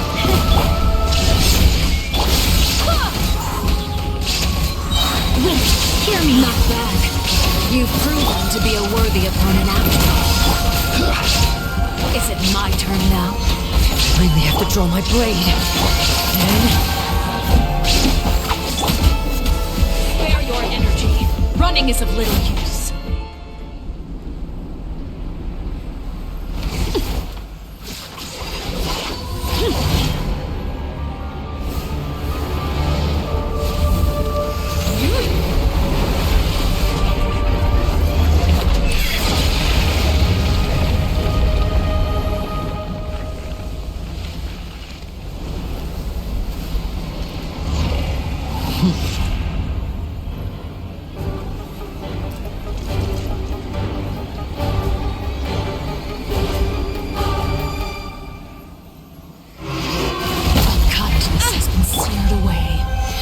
blade is all that remains. This is order.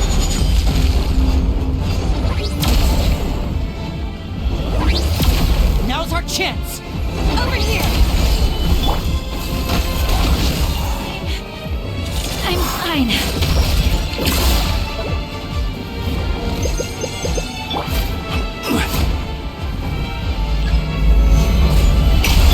There is no escape! Hey there! Your punishment made manifest.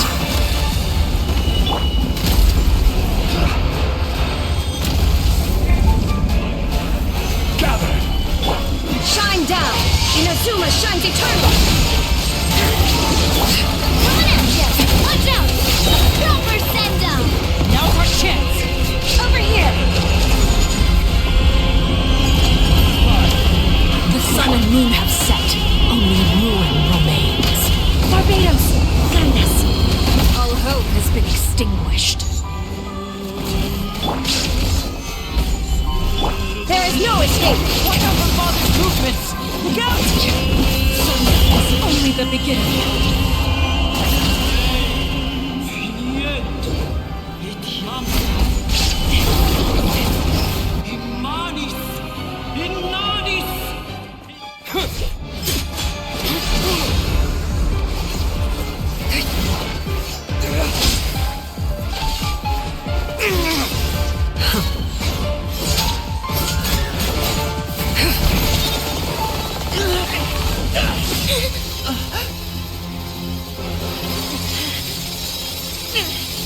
You should know better than to crowd in one place.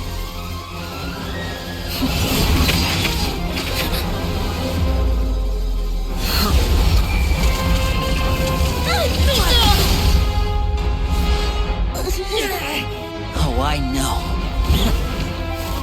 No! I'm sorry, Father!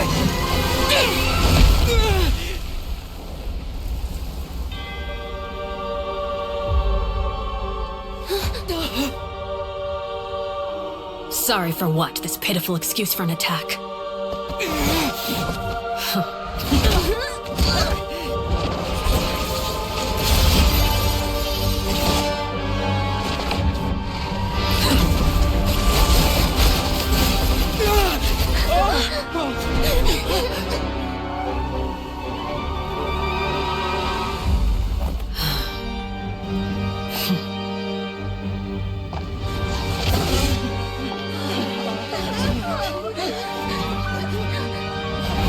Father, no!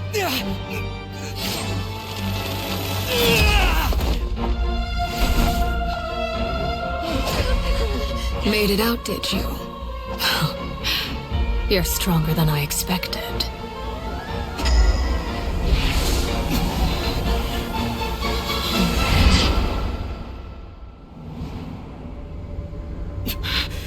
A crimson moon? I can't move.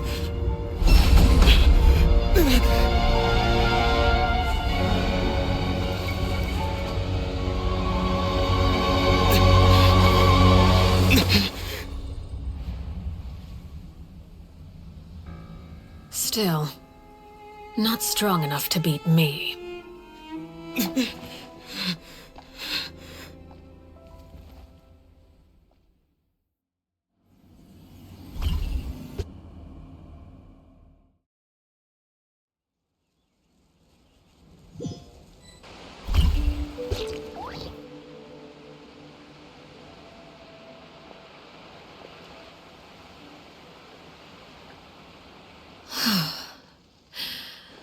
I believe we can end things here. It's not often that we get to enjoy the company of guests, after all. We wouldn't want things to get too out of hand. Brother, are you alright? Lenny. Given that I am the victor of this duel, as agreed, the punishment stands. No! I never thought things would end like this. However, Everyone involved in the duel demonstrated a remarkable level of strength and determination. In light of this, I'm prepared to change the method of execution. Elwar, the bottled flames I gave you for safekeeping. Do you still have them? Yes? I wasn't sure what they were for, but I've kept them super safe. I didn't lose a single one. Wonderful. Then, in just a moment, I'll have you administer them. Bottled flames? Indeed.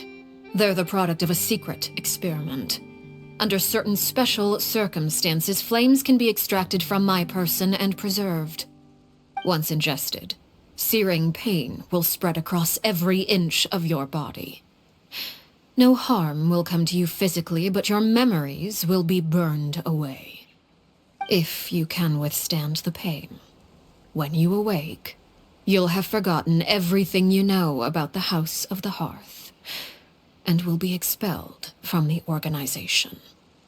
In other words, administering this concoction will kill the version of you that grew up in the house, and give you a new identity.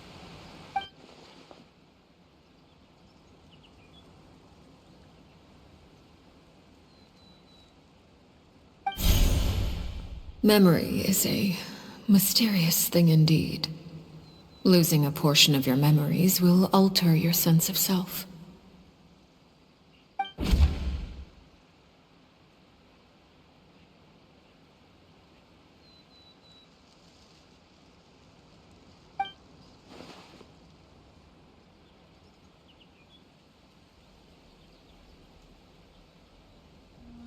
So, you're just letting us go, Father? You misunderstand. Memories are extremely important. Once consumed by flame, the version of you standing before me will die, and our secrets will die with you. So no, I don't intend to just let you go, because the person who survives will be nothing but a stranger. Even so, I won't have to live in fear anymore. I'm sorry, Father. I'm sorry I let you down. But I really... Don't cry, Filial. You haven't left the house yet, so there are still rules to be followed, yes. Remember what I taught you. Anger makes you impulsive, sorrow causes you to waver. Don't let yourself be controlled by your emotions. Of course. I'll remember. Dry your tears, and go pursue the life you really want. Yes, Father. Chaplot, Foltz, Elwar, take them back to Poisson. And bring Linny and the others as well.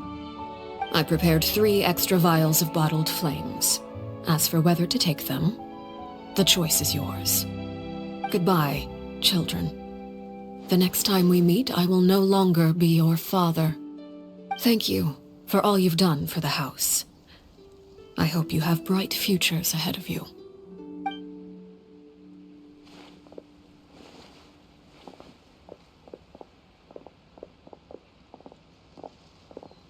Father!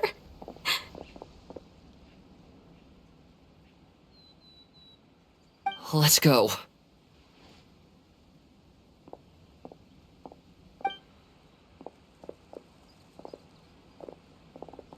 Here, grab my arm, Linny. I'll help you walk back. Thank you.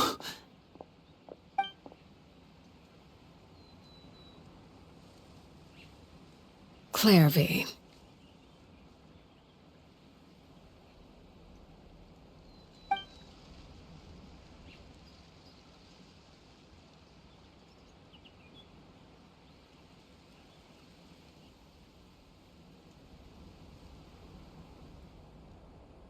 Can we talk now? I've been waiting for a super long time. You really are Perry, aren't you? I haven't seen you in so long. How come you're all grown up? Wait, did I somehow travel to the future on accident? Or am I dreaming? What a long dream. Neither. You died, Clairvy. That's what happened. You could have at least sugarcoated it a little. Look, she's that speechless.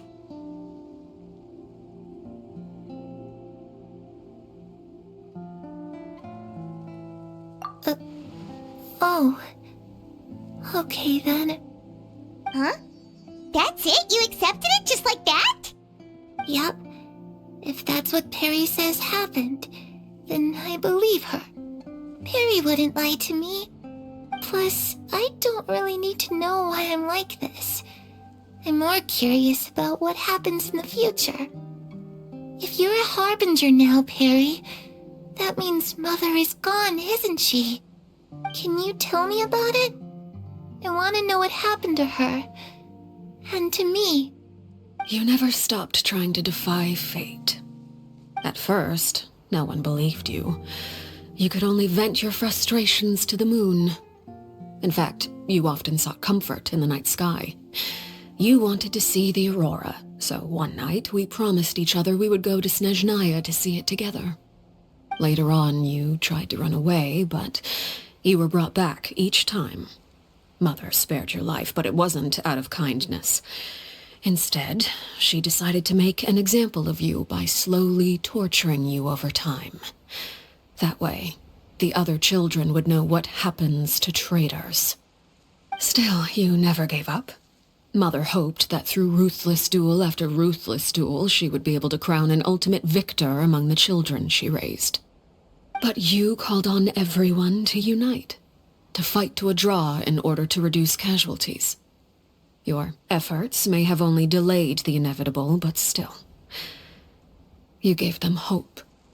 You tried everything you could think of, but every attempt ended in failure. Still, you never turned your sword on Crucibina, and you never turned it on me. On that gloomy day, you told me, "For the last 16 years of my life, I've done everything I can to fight for freedom. But now, I realize that the only freedom I truly possess is the freedom to choose to die." I never imagined I would say something like that. I must have been feeling really worn down. But somehow, I still think I understand. According to Mother's plan, only one of us was going to make it until the end. And I always hoped that person would be you. If I could do it all over again, I still don't think I would make a different choice. Even when I first met you, I knew you'd be able to do what I couldn't. Is that so? Even now, I'm not sure I truly understand what kind of freedom you were trying to pursue. But as the head of the House of the Hearth, and as the children's father, I've tried to give them the most basic of freedoms. The freedom to choose their own fate. It's something I discussed with the Iudex of Fontaine. The children who want to leave the house will have their memories wiped clean of all secrets pertaining to the organization. In return, they will be allowed to live a normal life in Fontaine without being prosecuted for their past. Of course, I won't simply hand freedom to them on a silver platter. They have to fight for it and prove themselves worthy of it. Only freedom that is earned has true value. That's more than enough. That's exactly the kind of life I was fighting for. You know, Perry, I think you're a pretty amazing king, and a really great father, too. I'm really happy that you're the one who took over the house. I guess I do have one regret, though. I still haven't seen the outside world. Well, it just so happens that our dear guests over here have been to many nations and traveled to countless places. Perhaps they would be willing to tell you what the outside world is like. Really? Of course! We've traveled all over the place. We've got so many stories, we could probably talk your ears out for 3 days straight!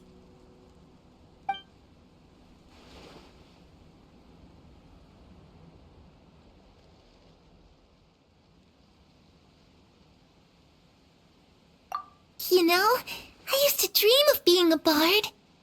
playing the lute while singing into the winds of freedom? Even if there was no one there to listen, I would have continued to sing no matter what.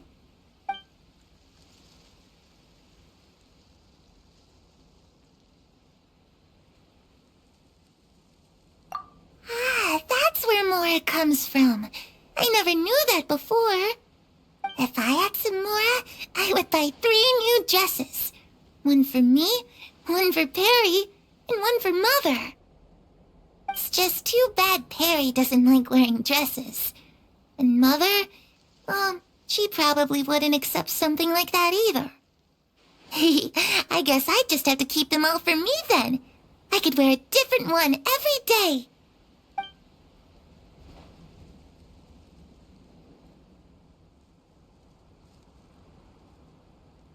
Those yokai you mentioned, what do they look like? I once saw a drawing of this one guy with horns on his head and a super scary face. Are there any yokai like that? Oh, sounds like you're talking about an Oni. Yup, we've met one, and let Paimon tell you, they're not nearly as scary as they look.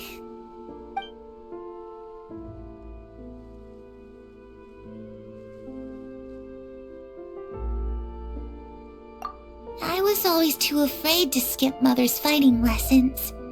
But at the academia, I bet you could do all sorts of secret things in class. Things that have nothing to do with studying. I'm just kidding.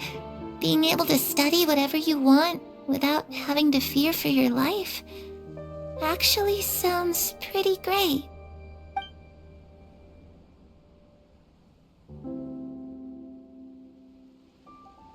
The situation was super dangerous. Lenny and Lynette were accused of committing a crime, and they were going to have to stand trial at the Opera Epicles.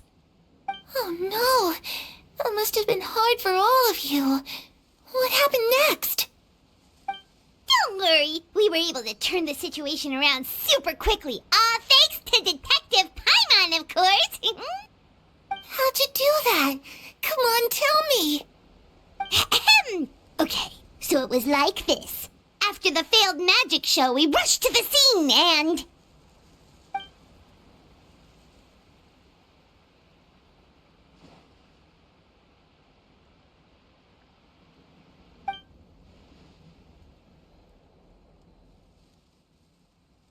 Shadows don't have the capacity to learn or grow. Any new information they encounter is quickly forgotten over time.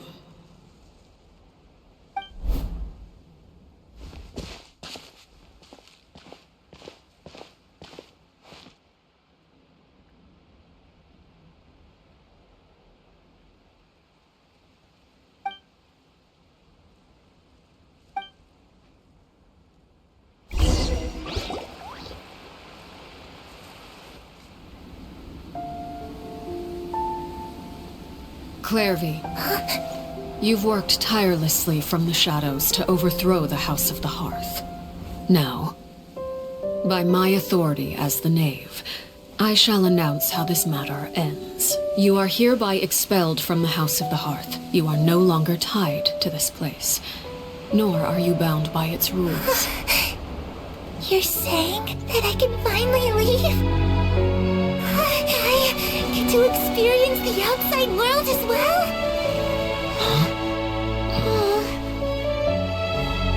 Oh, I almost forgot. There's no getting older for me.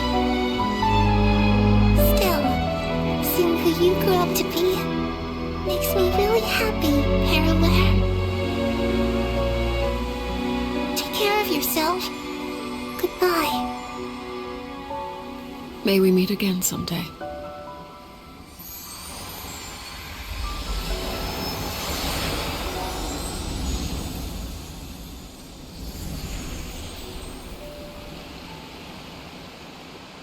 Clairvy. She left so soon. Paimon didn't even get to finish her story. I also have certain sentiments left unsaid. I wanted to tell her that the aurora I saw in Snezhnaya was just as beautiful as the ones in the pictures. But a shadow's memories reset at dawn. Had we delayed any longer, we wouldn't have had the time to say goodbye. Whatever regrets may linger, let them be lost to the coming of a new day. Father? It's Linny! Hey, Linny!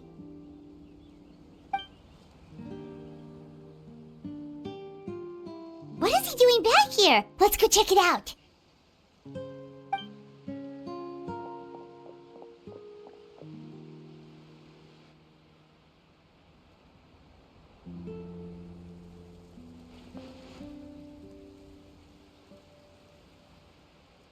Father, the bottled flames have been administered. Filial and the others have left the house. And you? What have you decided? Thank you for giving us that choice, Father. But we never wanted to leave the house. It's the only home we've ever known. Lynette and Fremine feel the same way. They're recuperating back at the Hotel Bouffe d'été. But I decided to come back and tell you where we stood. I'm sure you're well aware of the expectations I have for you. I want you to follow in my footsteps and become the next king of the house. Yet you seem to have different ideas. I must admit, I'm rather surprised by your decision to stay. There's nothing wrong with choosing to live a quiet life. Leading this organization is a heavy responsibility, one not so easily carried by someone forced onto the throne. I just never understood what you saw in me. What made you believe I was deserving of that throne? You're brave, talented, and, most importantly, you cherish your family. You would do anything to protect them, even if it costs you your life.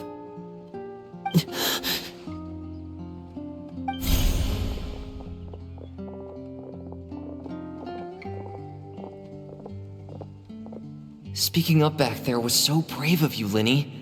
It's all thanks to you that we were able to convince Father to back down. You're a hero, Linny. Hero. Father is the real hero. Had Father gone all out during the duel, there's no way I would have walked away with my life. She must have had it all planned from the beginning, from the very moment she suggested a duel. I'm not deserving of that title. I'm not strong enough or smart enough. You're wrong. In my opinion, all you need to be deserving of the throne is conviction and the necessary strength to act on it. We may have different ideas of what it means to be a family, but you can hardly be said to lack conviction. What you truly lack is strength. For someone of your talent, though, that's something that will come with time. Even without that strength, you still chose to face me in a duel, even though the odds were stacked against you. That capacity to honor your convictions is what I truly see in you. Father. No one knows what the future holds, what tragedy or triumph may be in store. Being at the head of this organization requires the strength of will to face whatever comes. Caution will only hold you back.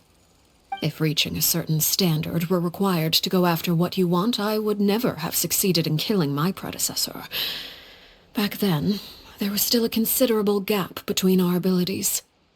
Strength may decide the ultimate victor, but those who let a lack of strength dictate their decisions or undermine their convictions will never be worthy of the throne. I understand, Father. Thank you. Children must grow up to surpass their parents. Only then can a family continue to flourish. The road ahead is not an easy one, so I'll ask you one last time. Are you certain you want to stay? You've done so much for me, Father, and that kindness must be repaid. Plus, with Project Stuja at hand, there are many dangers ahead, and I, for one, don't intend to back down. Protecting my family at all costs, that's my conviction. Then you're welcome to stay. As for Project Stuja, you need not be too concerned. If those cowardly businessmen and heartless dignitaries try to take us down, I'm prepared to teach them a lesson. Having members who longed for the light was our organization's last weakness. With those members no longer among our ranks, the House of the Hearth is like a spider hiding in the shadows. We need only wait for our prey to come to us. At present, our imperative is to use their plan to our advantage. In doing so, a crimson moon shall rise amid the frigid blizzards of winter.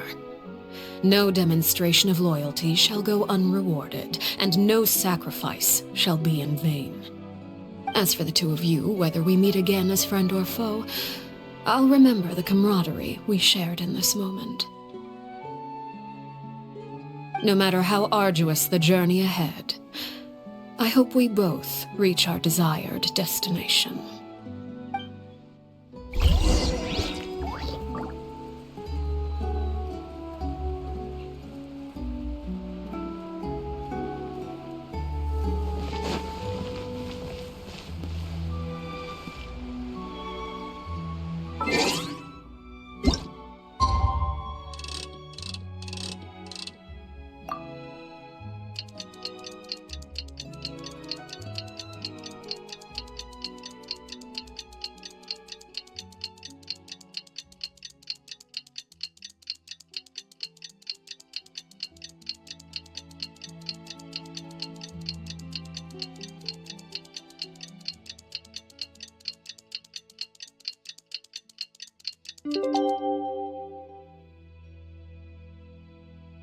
Where do you want to go next? Didn't Linny say that Lynette and Fremine were recovering at the Hotel Bouffe d'été?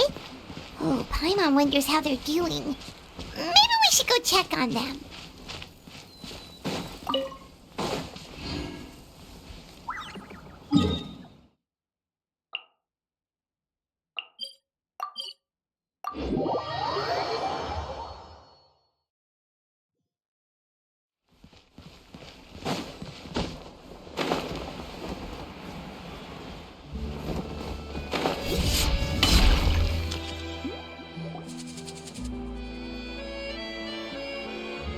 Lynette? Fremine? How are you feeling? Much better. Whew, what a relief! What about you? Are you feeling alright?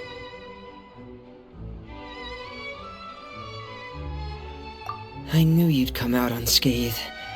Us, on the other hand, well, we've been bedridden for 2 days. I couldn't even turn over. Oh, and I wanted to ask, is Clairvy gone? Linny and the other members have left Poisson and returned to the House of the Hearth. According to him, there haven't been any more sightings of a spirit roaming the house.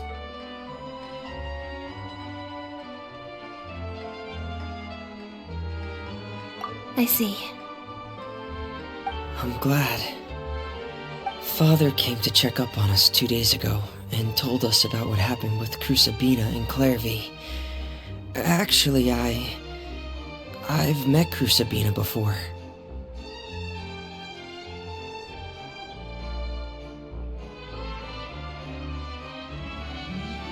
Wait, what? You've met the former knave? Crusabina died a year after Clairvy. It was during the year between their deaths that I joined the House of the Hearth. Crusabina had an extremely cruel and radical way of doing things. While she was alive, the atmosphere in the house was suffocating. When I joined, though, the experiment she valued so much had already come to an end, and all the people involved, dead and injured alike, were gone. Crusabina never talked about the past with us newcomers. A couple of months after I joined, Father killed Crucibina and burned all her files. With that, the names of all the people subjected to her experiments, Clairvy included, were lost to the flames, along with the painful memories they represented. Father took in Lenny and me a couple months after that, but she never mentioned anything about Crucibina or Clairvy. It really seems like something she was planning to keep to herself. The last time you talked to her, did she mention why she kept it a secret for so long? She said she didn't want us to be affected by the darkness of the past. She was worried we'd develop a false sense of gratitude towards her if we knew about it. The foundation of a family should be free of any corrupting influence. Whatever happened in the past, it has nothing to do with who we are now. And that's what Father told us in the end. But I still thanked her for everything. It was only after hearing about what Crucibina did that I finally realized how insignificant our lives could have been. The members of the house meant nothing to her. To say that she valued them in any way, even just as a tool, would probably be giving her too much credit. If Father hadn't taken over the House of the Hearth, I probably would have already...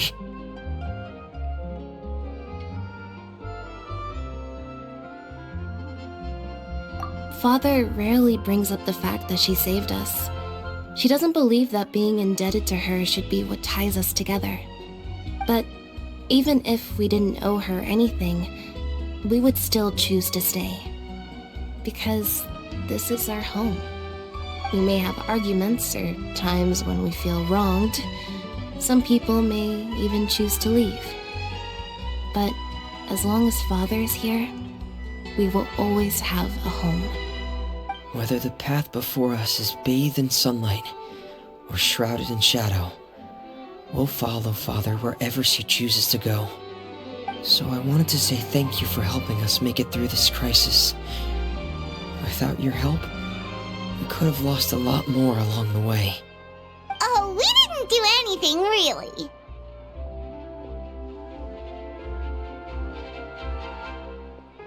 Of course, you're welcome anytime. Are Filial and Nantoy okay?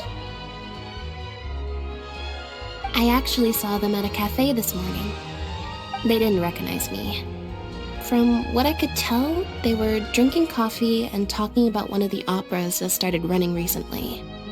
They seemed happy. If I had to take a guess, I would say they finally found the kind of life they always wished for.